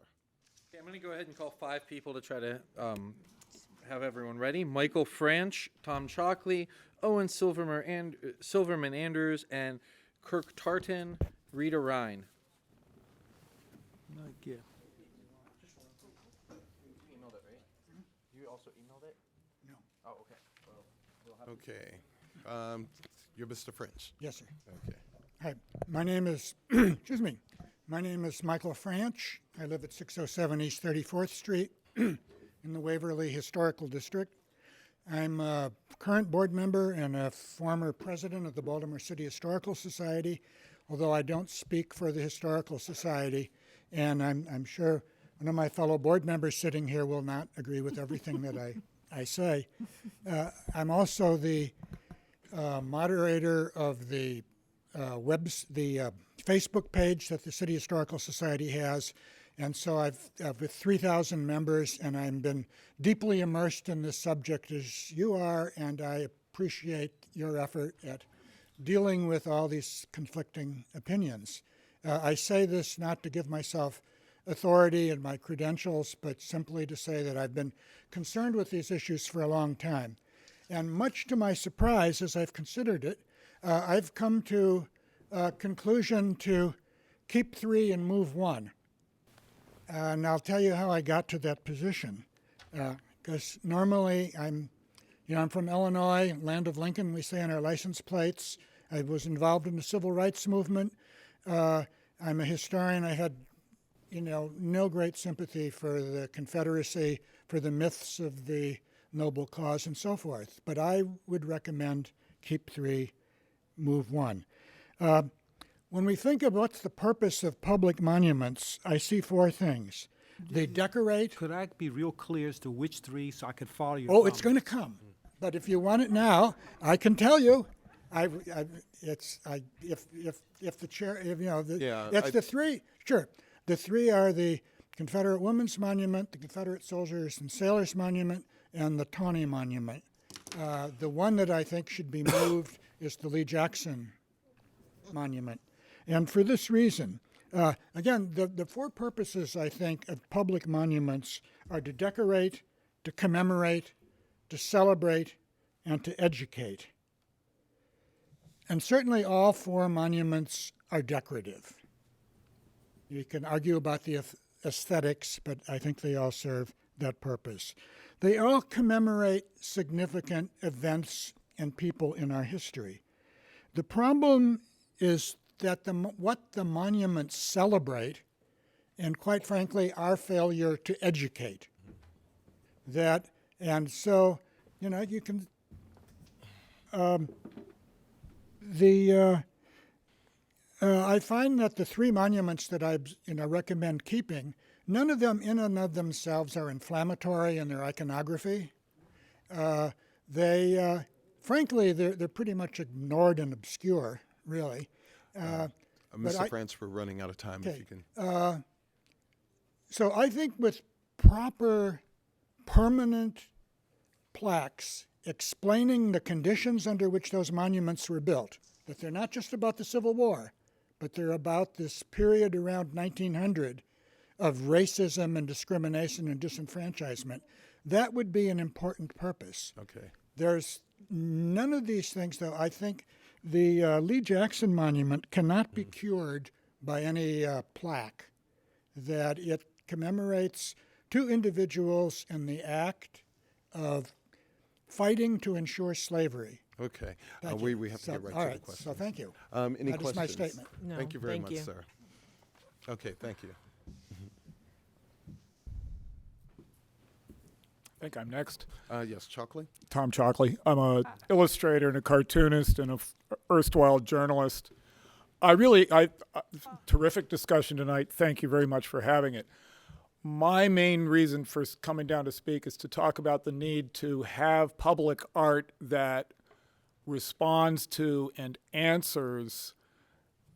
provides an alternative answer, alternative discussion of Baltimore's history. And I want to make the very important point that regardless of what we do with these existing monuments, that we are not sufficiently celebrating, decorating, honoring the astonishingly rich black history in this city, home of Frederick Douglass, the home of Thurgood Marshall, Lily Carroll Jackson, Juanita Jackson Mitchell, people who were marching non-violently demonstrating for civil rights in Baltimore when Martin Luther King was a little boy, but when he was a baby. We do not have sufficient public recognition. There's a statue of Fred Douglass on the campus of Morgan State where Morgan State students get to see it. Thurgood Marshall is tucked away on Pratt Street. It's, you'd have to have a guidebook to find him. But I actually want to put in a word about statues as a uniquely kind of antiquated and inert way, and a very costly way to teach. A statue does not in itself teach. It's not a verbal, communicative form. It's sort of like ancient Rome. There's this great guy up there, and leave it up to us to battle about it. I would like to see more in the way of public murals, public art which explicitly and not subtly communicates with the public. I'm a cartoonist. I believe in the combination of words and pictures. I'll not to self-promote, but I have sketches I did 25 years ago about a mural of Fred Douglass, which there is a mural relating to Frederick Douglass, but it does not tell the story. If I were a young black person growing up in this city, I do not have a place I can look on the street to be informed about these great events and these great people who rewrote the history that we're debating here tonight and created a new century. So let's answer these monuments, whether they stay or whether they go. Let's have public art that tells the other side of the story and tells the new story. Thank you. Thank you very Tom, much. do you have a recommendation for us about these monuments, or you want to talk about? I think you're getting a really rich body of input here, because I'm a little teetering on this myself, because I hear some really good arguments, but I very much say if you keep them, let us have interpretive text, really well designed, really well researched, so that you can't go up to Jackson and Lee and say, who were these guys? So that there's something there to put them in context. Very much in favor of interpretation. Okay. Other than that, let's answer it with other art. All righty, any other questions? Can I just submit this to you, or Mr.? Yeah, you could just. Thank you. And make sure you write up your statement as well, sir, if you can. Good evening. This is, I just want to address everyone in the crowd.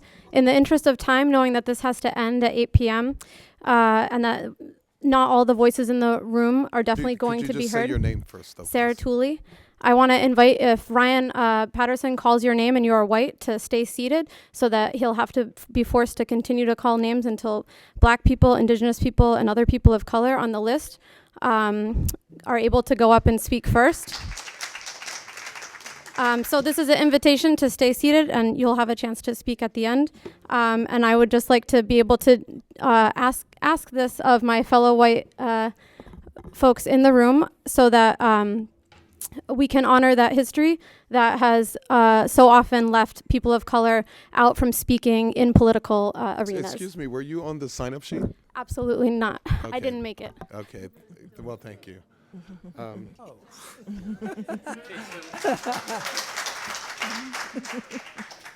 The next people on the list were Owens, Silverman, Andrews, and Rita Ryan. I'll go ahead and ask Joneth Spicer and Richard Chambers to be prepared.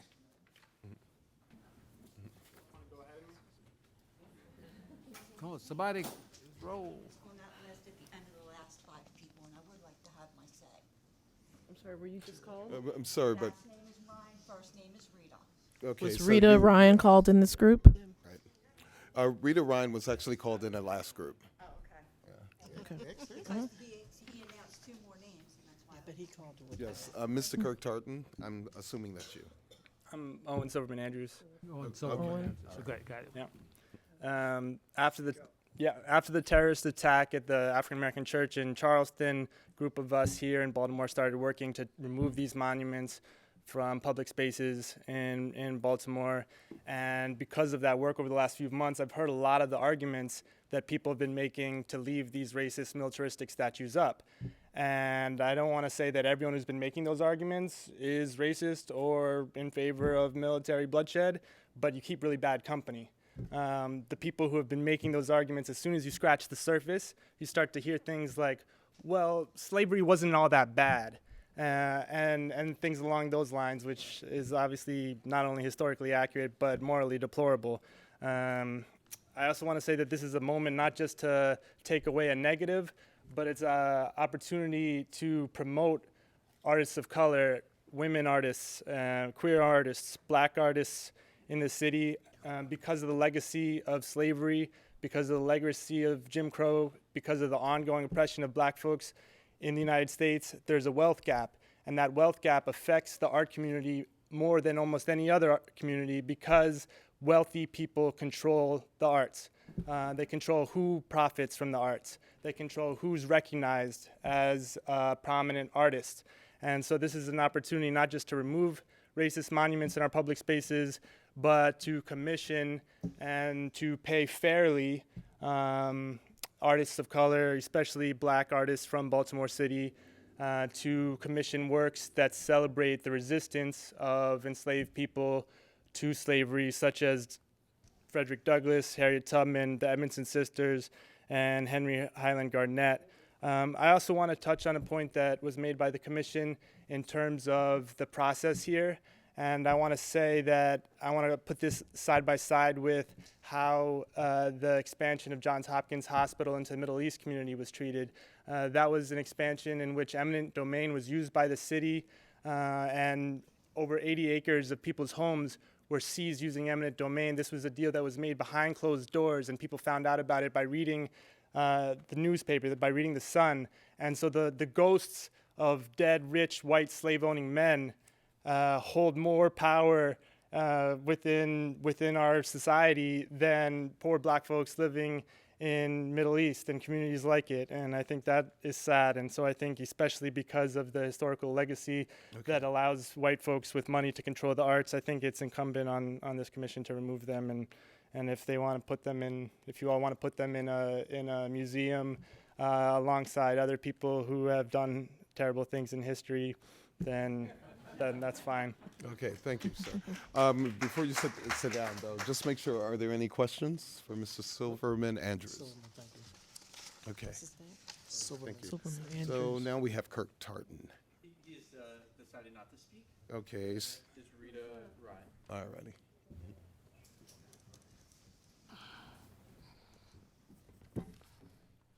Thank you. My name is Rita Ryan. I am a lifelong member of Baltimore City. I'm also the proud descendant of a member of the Baltimore government who was imprisoned several miles from here at Fort McHenry. For just being part of the government, he had no say in the politics of the day. He just worked here in City Hall. of the 4 monuments in Baltimore, two out of the 4 are over 100 years old. Who are we to say that they are wrong for being admitted? This is considered the monumental city. I'm sure every monument in this city is offensive to someone. It's the day and the age. Something somewhere will offend someone. Doesn't matter what it is. I'm also the founder in Maryland of the Monument Guards, which means I keep an eye on the Confederate monuments and up to and including the Union Monument that so many people seem to forget that is already here in Baltimore. It sits directly across from Wyman Park, from the Lee Jackson Monument. And it too has been defaced, and I have cleaned it. I have reported it to the city, had the city clean it up on several occasions. The Lee Jackson, unfortunately, has been the victim once or twice in the past 2 months. The city removed the statue that was placed in front of it and cleaned it, for which I'm very grateful. I live 5 minutes from the place, so I see it every day.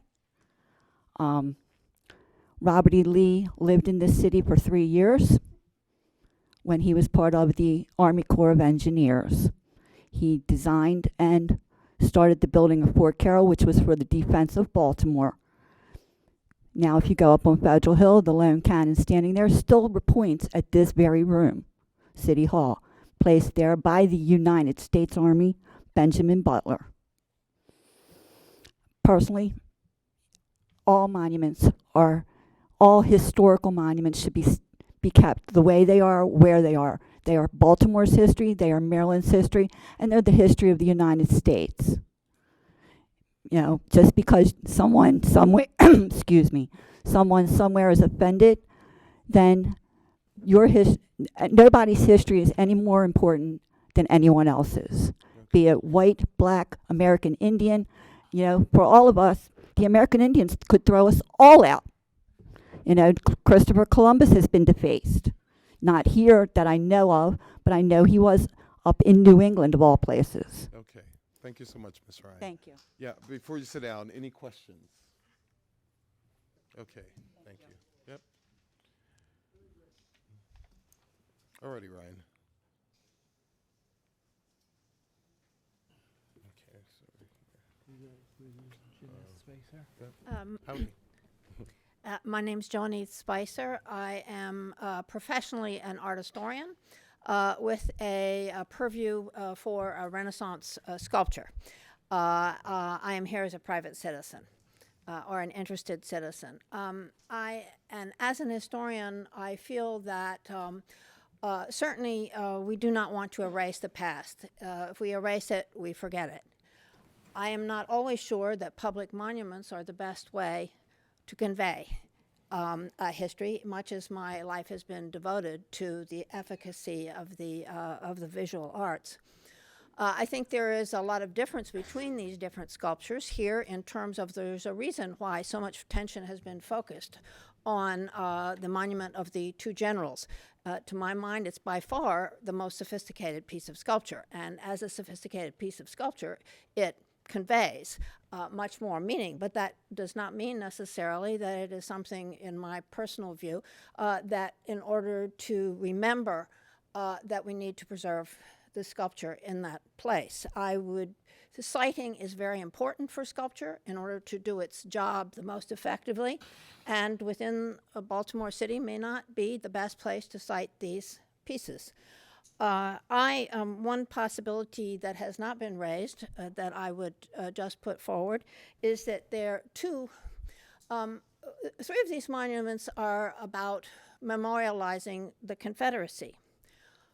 But I keep coming back to the fact that Maryland was never one of the Confederate States of America. To my mind, it is not quite our history. So that is not the best way to celebrate our history as Americans. There are 2 statues whose goal is to memorialize suffering. or to celebrate suffering, or to remember suffering of Confederate men and women. Since Maryland was not part of the Confederacy, I have wondered if possibly there might be communities in other parts of what is now the U.S., and at that time was the Confederate States of America, where, in point of fact, the suffering from that period is still within, familial memory, where they might like those statues. So maybe they should be moved. They should be offered to them. My last point would be there have been some very good suggestions about that what we need is statues that are more uplifting, that inspire, and besides a very good suggestion that was made about black soldiers who signed up for the Union cause, I would also suggest that the statue of Thurgood Marshall that is now on federal property down by the harbor be rescued.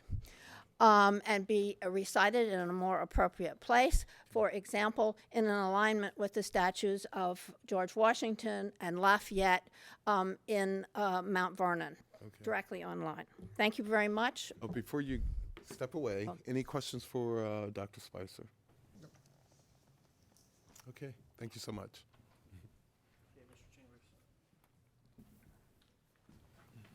I want to thank the Commission for giving me the opportunity to speak. My name is Richard Chambers, and I am a resident of the City of Baltimore. I live here in the city. I pay my taxes here in the city, and I am a homeowner in the City of Baltimore. I want to say right off the bat, as far as I'm concerned, all of these monuments should be removed to an honored place at the bottom of Baltimore Harbor. I will tell you why I think that. I'll be very quick. I'll be a few moments.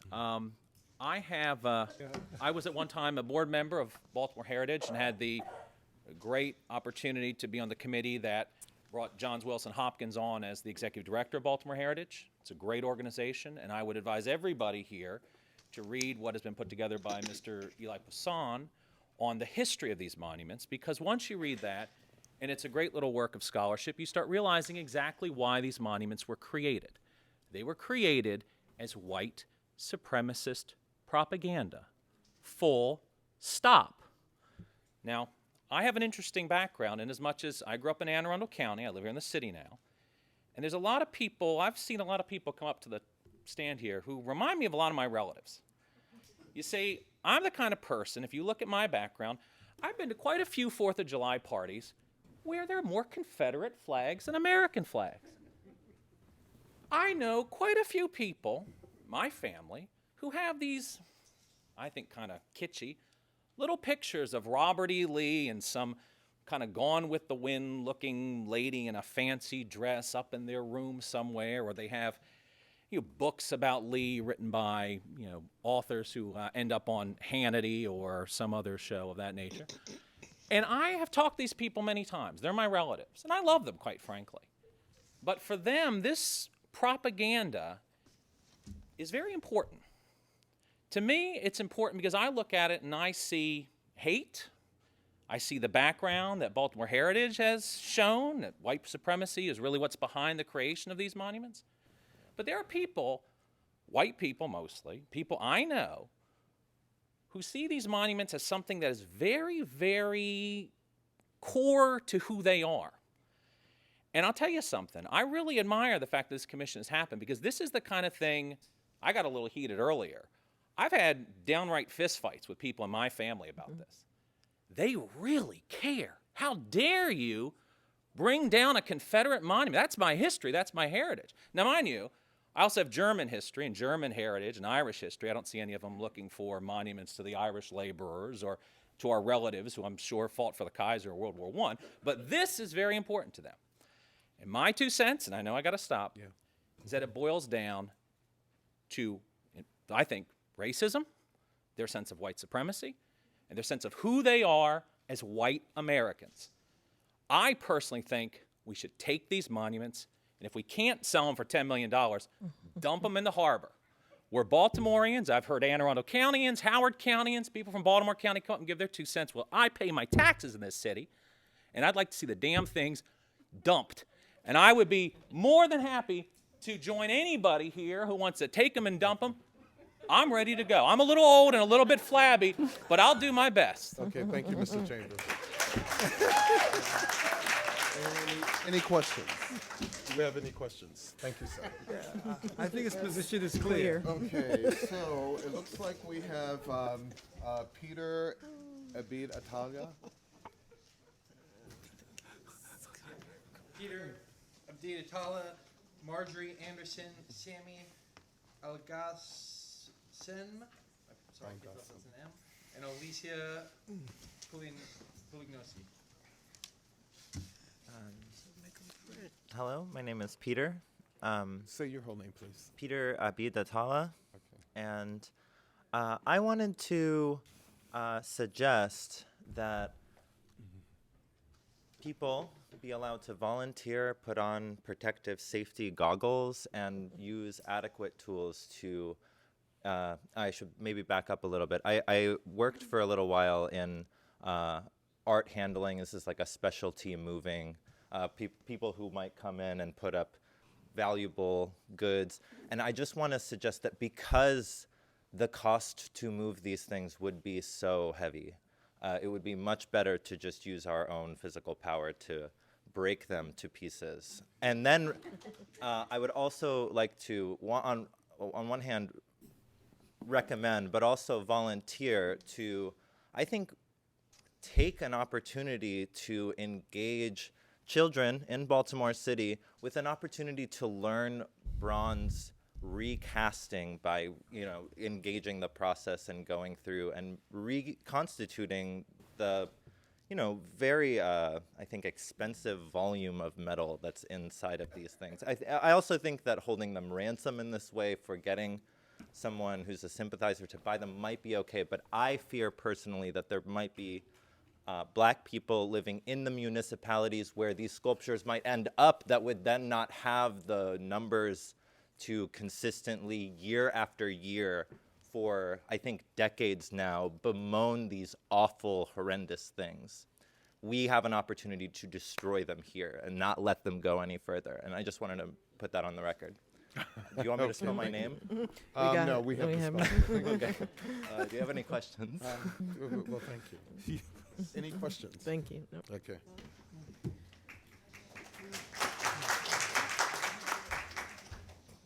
Hi, I'm Marjorie Anderson. I'll be very conservative in my time use.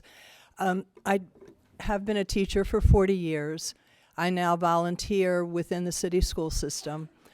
And my opinion as far as the monuments are concerned is don't erase, re-educate. I think we have a bigger problem though. The scores of city school students were listed in the paper last week. I think if you read those scores, they encourage a different level of servitude. So I think in many cases, instead of educating children for probably more worthwhile jobs where they can earn a decent living, service jobs are going to be their destiny. So I think that can be a side effect of this. The monuments to past people or creating a monument in the mind of somebody that's young and has a life ahead might be also a good endeavor for such a commission. Thank you. So my opinion is maintain the monuments. The school system curriculum is full of compare and contrast. If we can only compare, but compare to what? Okay. It leaves lots of gaps. Okay. So maintain the monuments, but look at more contemporary forms of servitude that are being encouraged and fostered. Okay, thank you, Ms. Anderson. Before you go, any questions for Ms. Anderson? Okay. So you were suggesting to maintain the monuments, but have added curriculum that's sort of that's in discussion with the ideas of the legacy of servitude. Okay. Okay.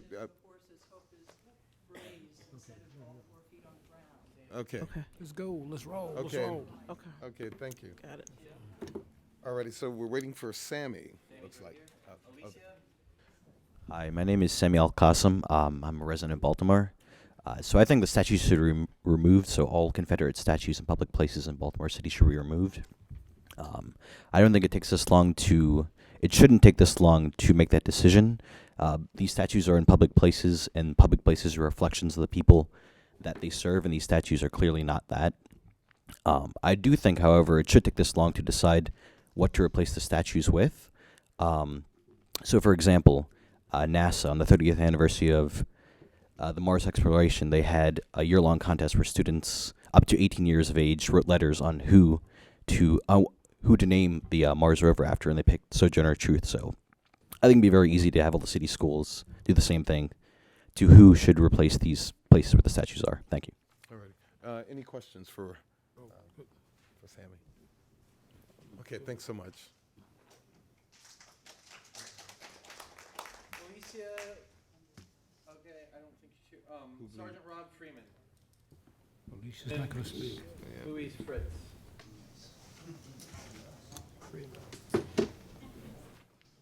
Good evening. I'm retired Tech Sergeant Rob Freeman, United States Air Force. And thank you for my service and anybody else in here, because I know we have a lot of veterans in here. But I challenge all the veterans, United Veterans Coalition Baltimore chapter. That's my organization. And any other veteran in here, it's your organization is too, because we're 27 million veterans on this planet. We're more than a race of people. We can elect a president with 32 million people, but what we don't do, we don't take advantage of the numbers that we have. We just don't do it.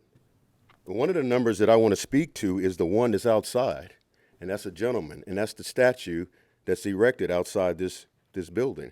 And I challenge, and I'll put $1 down for anybody to tell me that 95% of you guys know what that statue represents out there.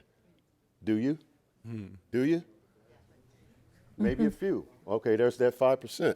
So the bottom line is this: it commemorates every fallen single African American in any conflict, in any war in the United States, the American Revolutionary War, the Civil War, the Korean War, Vietnam, and so forth, up to 1970.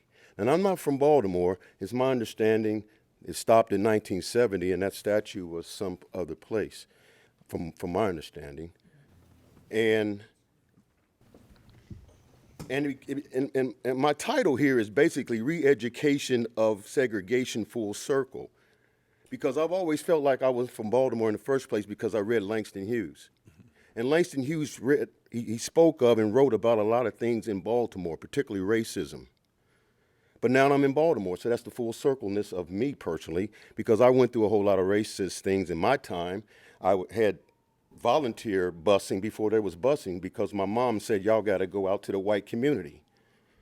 So I dealt with it way before a whole lot of other people. But when I traveled in my time of being in the military, by the age of 22, I was already at 10 countries, 16 countries. I noticed when I'm in the Tower Bridge in London and I'm looking at Cromwell's statue, or I'm at the, let's say, the Berlin Wall, they didn't tear it down. I mean, they tore it down. I'm sorry, that they did. But there was a commemoration of it. Munich in 1972 Olympics, it's a commemoration of the athletes being murdered there. And it's still there.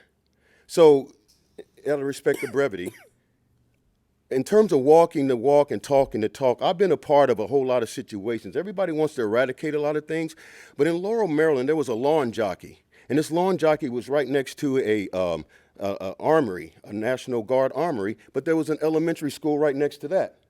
And my mom at the time was living with me, and she said, son, did you see that? I said, yeah, Mom, yeah, I saw it. She said, as my mom will do, she said, what are you going to do about it? I said, Mom, you got me in trouble. I got in a whole lot of fights over you. But she knew that I had, in my mind, I was going to do something about it, but I didn't know what I was going to do. And we're talking to this day about taking things away and keeping them or making money off of it for the city, whatever you want to call it. But the re-education of that happened to be that I was going to do some reconnaissance on that thing. And I said, well, am I going to go to the newspaper? Am I going to go to the mayor? Whatever. But anyway, okay, I get you. Yeah, but the bottom line is, outside here, we have to, if you want to erect things, put it right next to the ones that are out here right now. You got nothing but space and opportunity out here to put an opportunity to have these kids to come in and learn what it is. It's the same thing I did. I didn't get that thing taken away down in Laurel.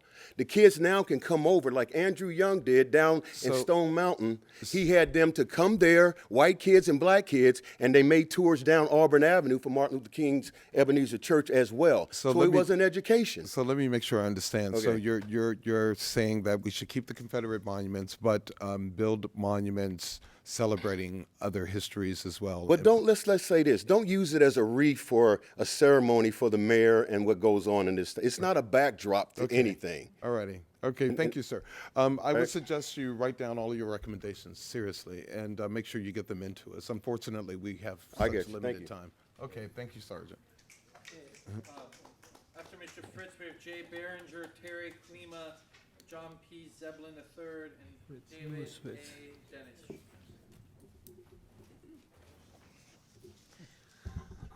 My name is Lou Fritz, and I'm a member of the Sons of Confederate Veterans, and I appreciate the opportunity to speak before you. I brought with me an excellent book tonight. I don't know how many people have read it in this room, but it is a great book. It's called A Southern Star for Maryland, and it is an accurate, unbiased, objective portrayal of what went on between 1850 and 1880, 1890 in Maryland. So it's also written by a Marylander. Lawrence Denton's a Marylander. He lives on the Eastern Shore now.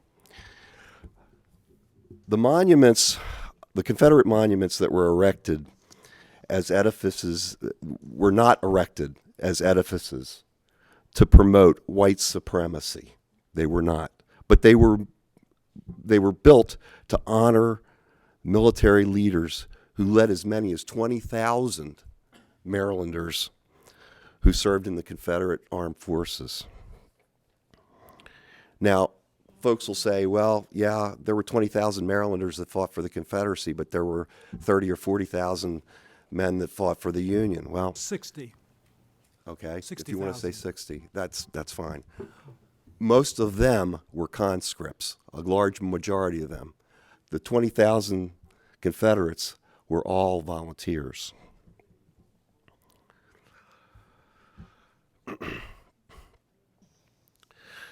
Clearly, Marylanders were Southern in their sympathy. After the war, Maryland men who served in the Confederacy were reelected to prominent positions in Maryland state government. And Colonel Harry Gilmore and George Kane, who became mayor, were Confederates.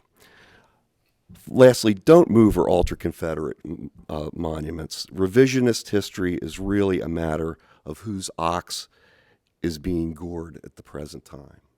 Thank you for your time. Okay, thank you, sir. Before you sit down, any questions? All right, thank you so much.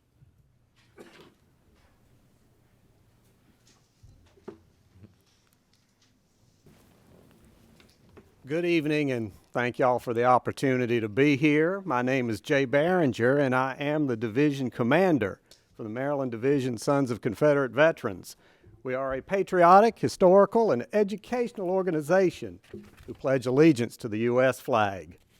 Our members' ancestors served in the Confederate Armed Forces, and our ceremonies commemorate history, nothing else. We represent multiple demographics, irrespective of race, religion, or social status. And we are here this evening because a deranged monster committed a crime of such unfathomable horror that it transcends belief.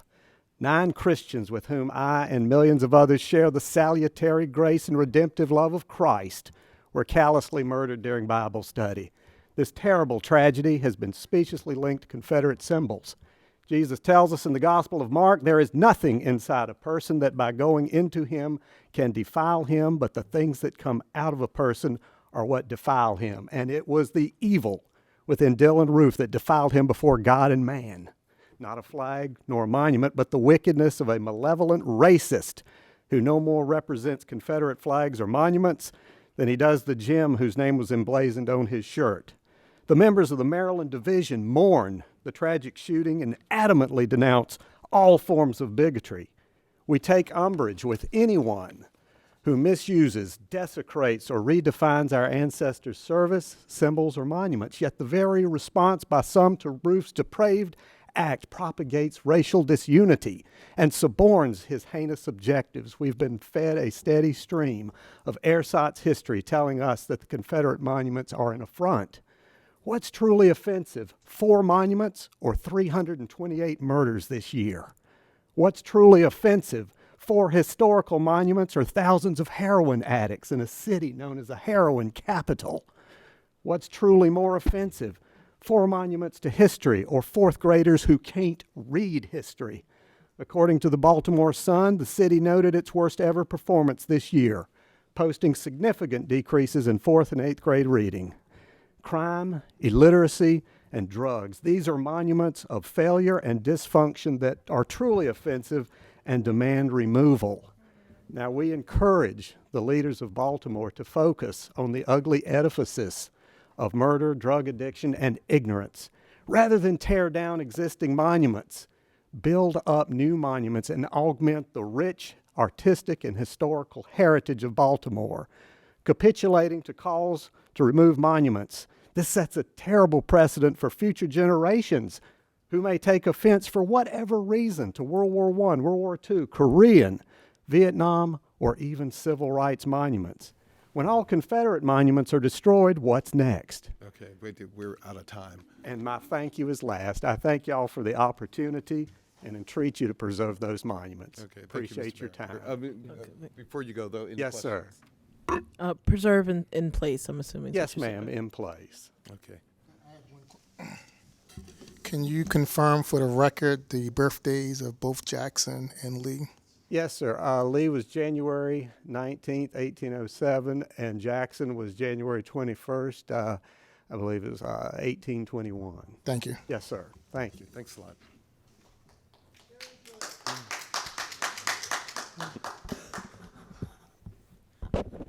Good evening.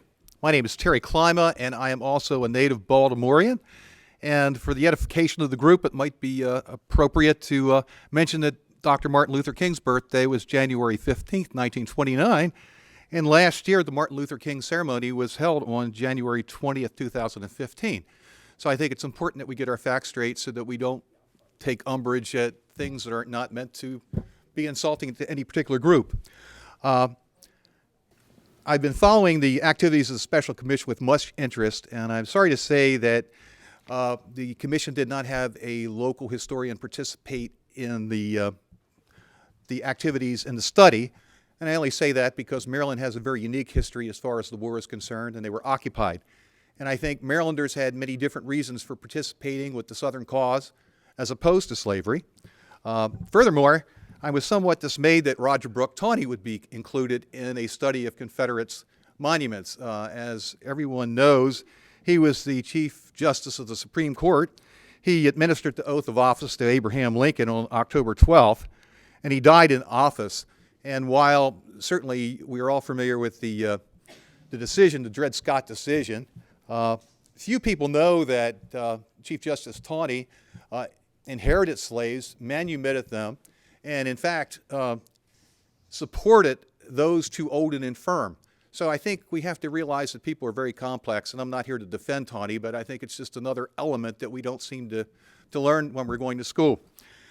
In reviewing the testimony to the Commission by the guest speakers, there seems to be a theme about the Confederacy, that the monuments endorse racism and white supremacy. I think this is a myopic view. I have to refer to the Corwin Amendment, which was passed by both houses of Congress. And in fact, Lincoln addressed this particular amendment in his inauguration speech. And he says, "I understand a proposed amendment to the Constitution, which amendment, however, I have not seen, has passed Congress to the effect that the federal government shall never interfere with domestic institutions of the states, including that of persons held to service. Holding such a provision to now be implied constitutional law, I have no objection to it being made expressed and irrevocable." Lincoln was referencing the Corwin Amendment. It would have extended slavery in perpetuity. And ironically, Maryland's Unionist legislature, not their Confederates, but the Unionist legislature, ratified this amendment on January 10th, 1862, 11 months into the war. Interesting, it was only rescinded last year by act of the legislature. Strangely, Montgomery County has had an issue with regards to their monument. It's caused a bit of a conundrum regarding its statue currently located at the old courthouse. In addition to learning the relocation costs will be far greater than anticipated, the proposed relocation to the Beale Dawson House has raised an historical paradox problematic to the narrative that the Union fought to free the slaves. The Beales, who were staunch Unionists, were one of the largest slaveholding families in Montgomery County. One of their slaves, Josiah Henson, is presumed to be the inspiration of Harriet Beecher Stowe's novel, Uncle Tom's Cabin. I'm going to be summing up. Sorry, we're way past time now. Okay. Thank you very much. In any event, I support the monuments remaining and would pray that today's students would be exposed to Baltimore's very unique history during the period of conflict. Clearly, the war was far more complex than simply a morality play over slavery. To perpetuate and advance such a simplistic narrative is not only historically inaccurate, but divisive. Thank you. Already. Any questions for Mr. Clymer? Okay. Make sure we just get a copy of your document. Perfect.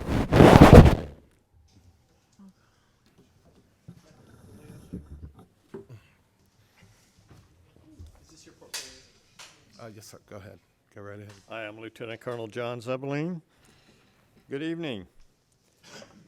I'm, as I said, Lieutenant Colonel John Zebeline, United States Air Force retired, a veteran of 2 wars, 2 tours in Vietnam, and descendants of soldiers going back to the American Revolution. I'm here to express my total amazement that the city of Baltimore, known as the Monumental City in the years that I grew up, is seriously contemplating the removal of 3 war memorials to courageous men who in their time, over 150 years ago, fought for the principles of self-determination, just as their fathers and grandfathers had done 80 years previously. Time is short. I would like to remind, ladies and gentlemen, we've talked a lot about the Lee Jackson Monument here tonight. I think it would behoove us to recognize that Stonewall Jackson, far from fighting for slavery, was one of the people who fostered education of black children. Stonewall Jackson started a school for Sunday school in Lexington, Virginia, when he was on the staff of the Virginia Military Institute after the Mexican War, to teach the Bible. And of course, to teach the Bible, you have to teach people how to read. This was actually against the Virginia law at that time, and Jackson took a lot of grief for it. But people didn't forget. People of color came to know him through these classes, and in 1906, long after Jackson's death, the Reverend L.L. Downing, whose parents had been among the slaves in Jackson's Sunday school class, raised money to have the memorial window dedicated to him in the Fifth Avenue Presbyterian Church in Roanoke, Virginia. That window remains in place to this very day, and there is no move afoot to remove it. Regarding Robert E. Lee, we've heard a lot about him today. I remember Sir Winston Churchill remarking once that Lee was the noblest American who ever lived and one of the greatest commanders known to the annals of war. I was alive during the Civil War centennial, and at that time, Dwight Eisenhower, who knew something about wars, issued his own proclamation, and he was a great supporter of the Civil War centennial. His proclamation was issued in 1960. Okay, sorry, sir. I'm running out of time. We have about 20 minutes. Okay.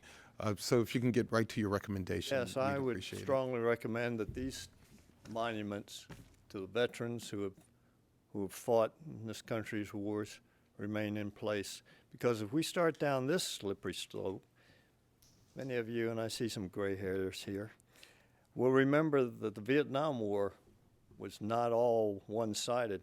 There was a lot of divisiveness in that war. In future generations, will there come a time when people will say, we shouldn't have been in that war at all, and the monument to the Americans who went to the war on the National Mall should be taken down. Okay, thank you, sir. Thank you very much for your time. Any questions? No. Okay. Thank you. Thank you so much.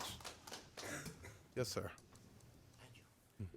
I'm Dave Denish, member of the Sons of Confederate Veterans, and my 5 pages of notes I left in the car when I came down with John. So therefore, I can't be too long, and I hope to send them to you, and also a very good book by the world's leading scholar on taxation, showing the reasons for the war over taxation. We have one problem, I would say right away, with the Lee Jackson Monument. It was Robert E. Lee who said, slavery is a moral and political evil and a worse curse upon the white race than the black race. It was Robert E. Lee who, right after he surrendered, deliberately went up to the communion rail and knelt next to a man of color to take of the Holy Eucharist. So I would like to ask the committee here if they could maybe go slowly on any movements of removal of monuments and read sort of like our side of it more, that I just don't feel our side is getting much to be heard. General Grant, of course, owned 4 slaves, and someone asked, why didn't you free them? He said, it's hard to come by. Good labor is hard to come by. He also had order number 11. It was anti-Semitic. I wouldn't permit any Jews on his staff, and to get rid of them. Charles Dickens, the world's leading social historian, said that it was just species humbug about Emancipation Proclamation that was done just to cover up the North's control over the South economically, such as the taxation that the North put on the South in their imports from 15% to 47%. So there's just the other side that I just beg you all to just go more slowly with, and realize that it was Lincoln also who said that there could no be assimilation of the races. The Emancipation Proclamation came halfway through the war when he said, we played up all our cards, we need something to get a patriotic cause for. Any person of color moving into his state of Illinois or Indiana or Ohio would have to put up a $1,000 bail and prove that they were free. So I can go on and on, but I'll send it all to you, so in the interest of time, someone else. Thank you Thank so you much. for bearing with me. Sure, before you sit Without down. my good notes. Yeah. Any other questions? Yeah. Thank the Sons of the Confederate for coming through.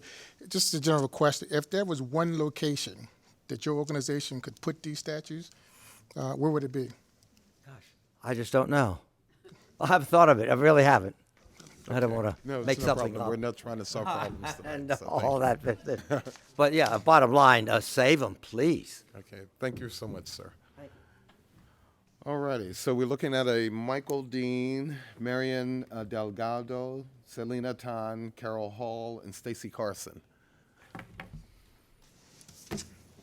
I assume you're Mr. Dean. Yes. Okay. I'd like to thank the committee members for their time and that they've devoted to this topic. I've lived in Baltimore for 20 years.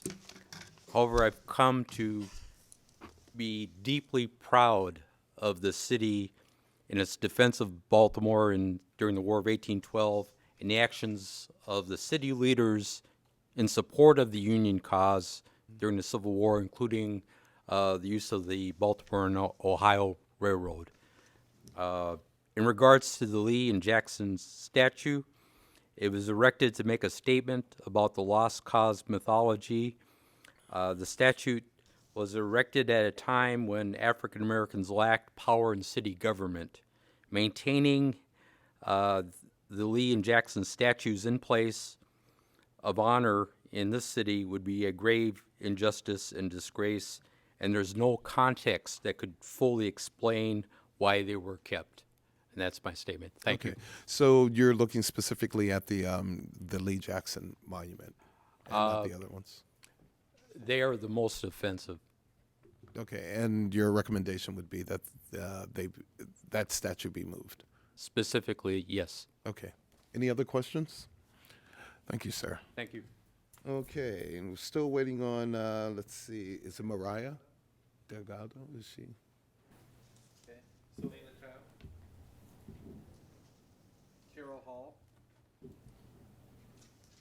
Barbara Spencer Dunn is on deck. Hi, my name is Carol Hall. I'm really glad to be back in Baltimore after being gone for so long, because this is the only place where there are so many characters that have depth and perception about what's going on in their own world in such an extraordinary way. And so I really wanted to just commend. Can you hear me? Just get right Is it hard to the mic. Is it better? That's better. Thank you. Okay, I just wanted to thank everybody for being here in Baltimore, because you're such beautiful characters that are alive and well here and that are speaking the truth from their hearts. And I just wanted to acknowledge that, because it's not true everywhere that I've traveled that you have that amount of freedom. So what I wanted to talk about is that I'm here not as a representative of somebody who knows a great deal, although I've been reading everything that this gentleman has written about these statues, but as someone who's working with child slavery today in the world and is working to help people get out of a caste system today. And so I just wanted to acknowledge the level of discussion that we can have is so far ahead of where it is in other countries and in other places, and that we've come so far that it's like cutting edge that we're allowed to speak like this, that we're in a room with people with so many different points of view, and that we can actually talk like this without having a war with each other. So I'm here more representing the children that are in child slavery today, and I just want that whatever kind of statue we make next, that it represents the freedom that will include all of those people, and not just the people that have fought in the Civil War, but the people who are fighting right now for their own rights. I would like to have a statue made that represents them as well. And I thank you, and I thank the people who've done 10 times more work than I have on this issue. I appreciate it. Thank you, Ms. Hall.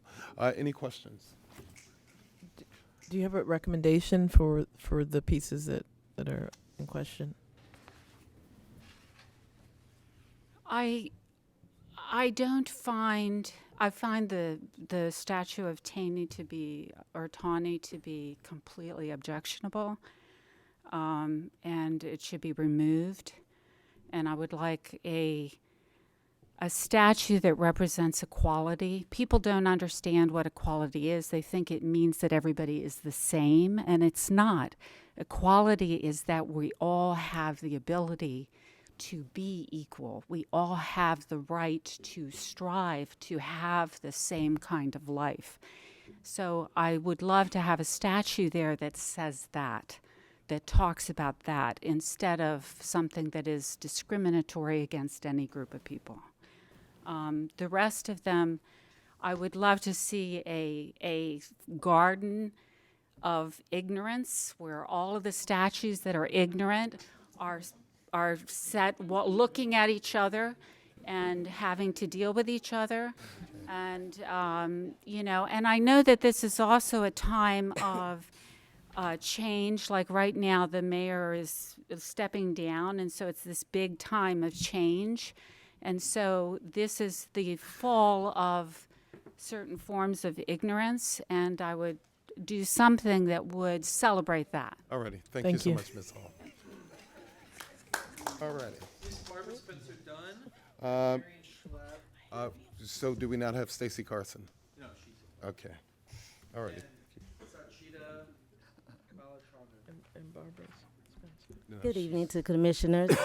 My recommendation is to move the statues to a place where they can be conceptualized and educate people better. And the reason why, I am Barbara Spencer Dunn, I'm a descendant of Scott and Tabby Devereaux, enslaved on Monteverde Plantation in Rusk County, Texas. From that line, my father, Vernon Spencer, was born. I married Carl Dunn, whose family was also enslaved, so our children's story is our story as well. My husband and I moved to Maryland in 1974, therefore raising and educating our 3 children in the state of Maryland. My parents, Vernon and Novella, were born and came of age during the Nader, at that Jim Lawrence testimony. So well articulated. It is because of my parents and all the people who labored alongside them to ensure that our freedom received in 1865 would not continue to be treated as insignificant is why I'm here today. Dr. John Hope Franklin once said, "Let's not leave the problem of race to another unknowing generation." When these monuments were erected, it was 50 years after the 13th Amendment was ratified that ended slavery in this country. In 1963, when youth took the streets to Birmingham to protest their treatment by engaging in the Children's March to end segregation in Birmingham, it was 100 years after the signing of the Emancipation Proclamation in 1863. I was in Amarillo, Texas at that time of the 100-year mark, and I remember vividly my parents gathering me and my sisters around the television to watch President Kennedy when he said, "This is the end of segregation." Dr. Carter G. Woodson, the father of Black history and a pioneer of multiculturalism, started an organization, the Association for the Study of African American Life and History, 100 years ago. It was at the time when he was a counter-narrative to W.D. Griffith's 1915 release of Birth of a Nation, a national audience. These monuments were erected during this era. Dr. Woodson once said in his 1933 Miseducation of the Negro, "To handicap a student by teaching him that his blackface is a curse and his struggle to change his condition is hopeless is the worst sort of lynching. It kills one's aspirations and dooms him to vagabondage and crime. It is strange, then, that the friends of truth and promoters of freedom have not risen up against the present propaganda in the schools and crushed it. Today here in Baltimore, we have an opportunity to change, speak for the voices of the hundreds and thousands of peoples that could not speak for themselves. Those statues, they're not on sacred ground. And there is something sacred, though, about the legacy of those who resisted the erection of those symbols of justice who would not be heard. And I stand today to speak for them. If we remove those statues, we will be honoring the legacy of Carter G. Woodson, who made sure the history was correct, and we'll be honoring the many enslaved people like my relatives that did not want them erected in the first place, and we'll be speaking on their behalf. Thank you. So your recommendation To is to remove them and educate with better contextualization. Okay. Any other questions? Okay, thank you so much.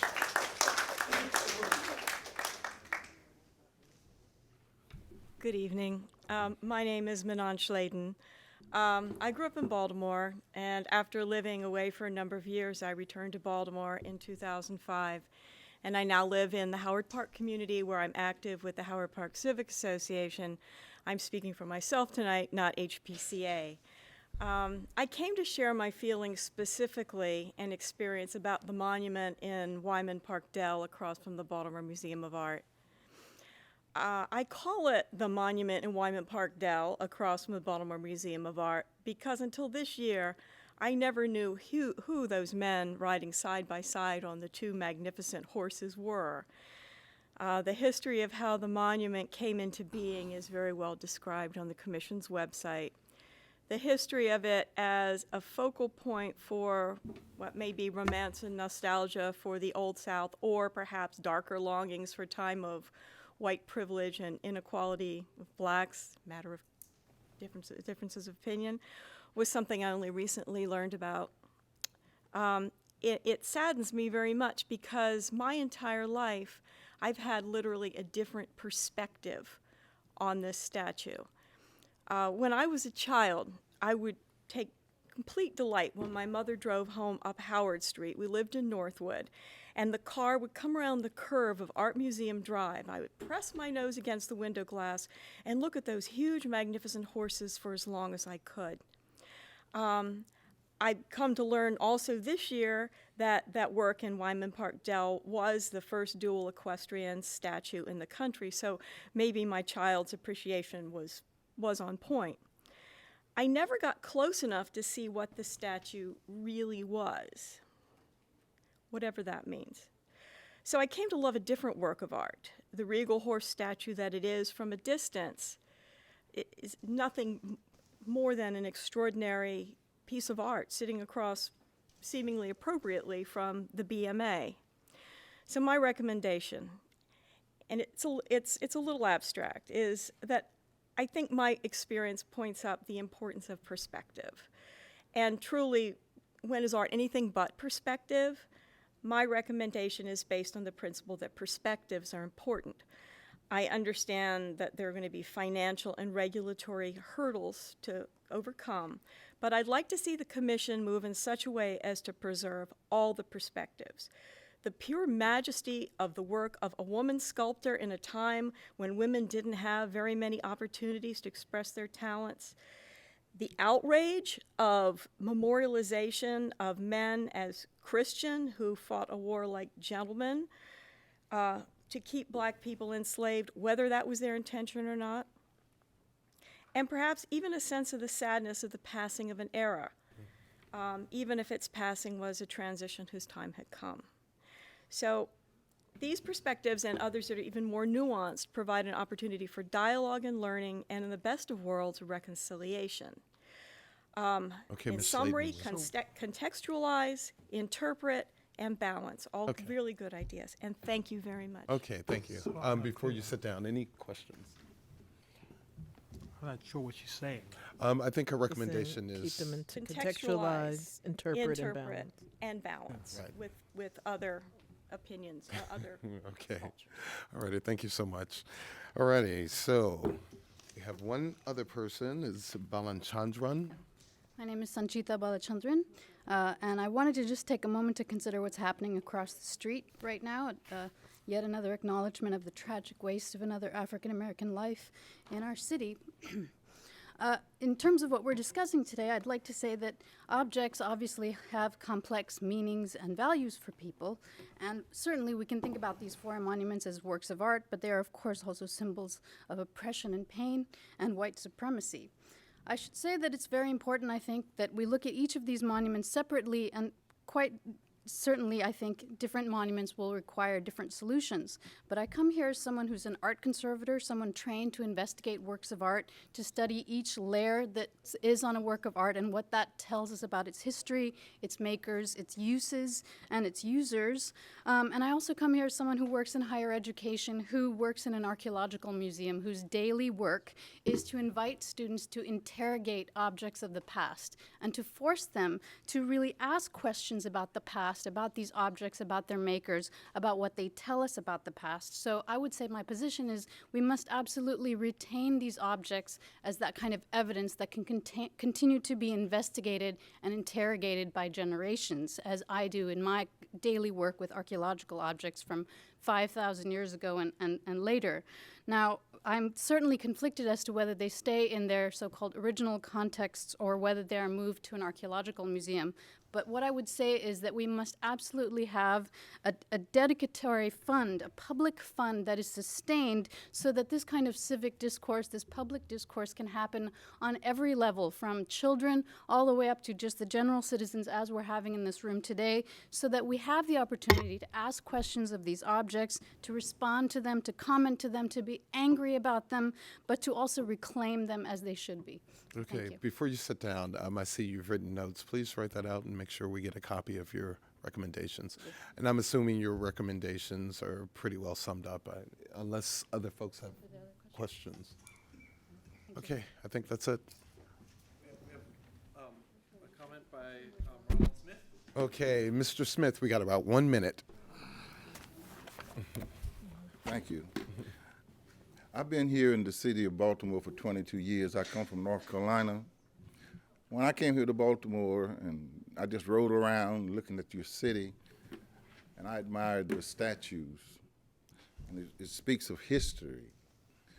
And I don't have, when I look at the Civil War, I see not so much about slavery. When I look at the Civil War, I see where men died on the battlefield. Brother against brother, father against sons, nephews against and uncles, fighting against each other for an ideal, for a principle that they believed in. That's what I look at. I've been to Petersburg. I've been to Antietam. I've been to Gettysburg. I've been to Fredericksburg. I've been to Spotsylvania. I've been to Appomattox. I've been to Stone Mountain, Georgia. That's history. And when I look at statue, I'm looking at history. Now, how many of us would take a match and burn down Mount Vernon? That's where slavery was. How many would take a match to burn down Montebello? How many of us would take a match and burn down Hampton? That's where slavery took place. Should we gather up and burn these plantations down? Because that's where slavery took place. But that's also history. And so my recommendation is that if these statues was removed before I got to Baltimore, I wouldn't have seen them. I look at history. Yeah.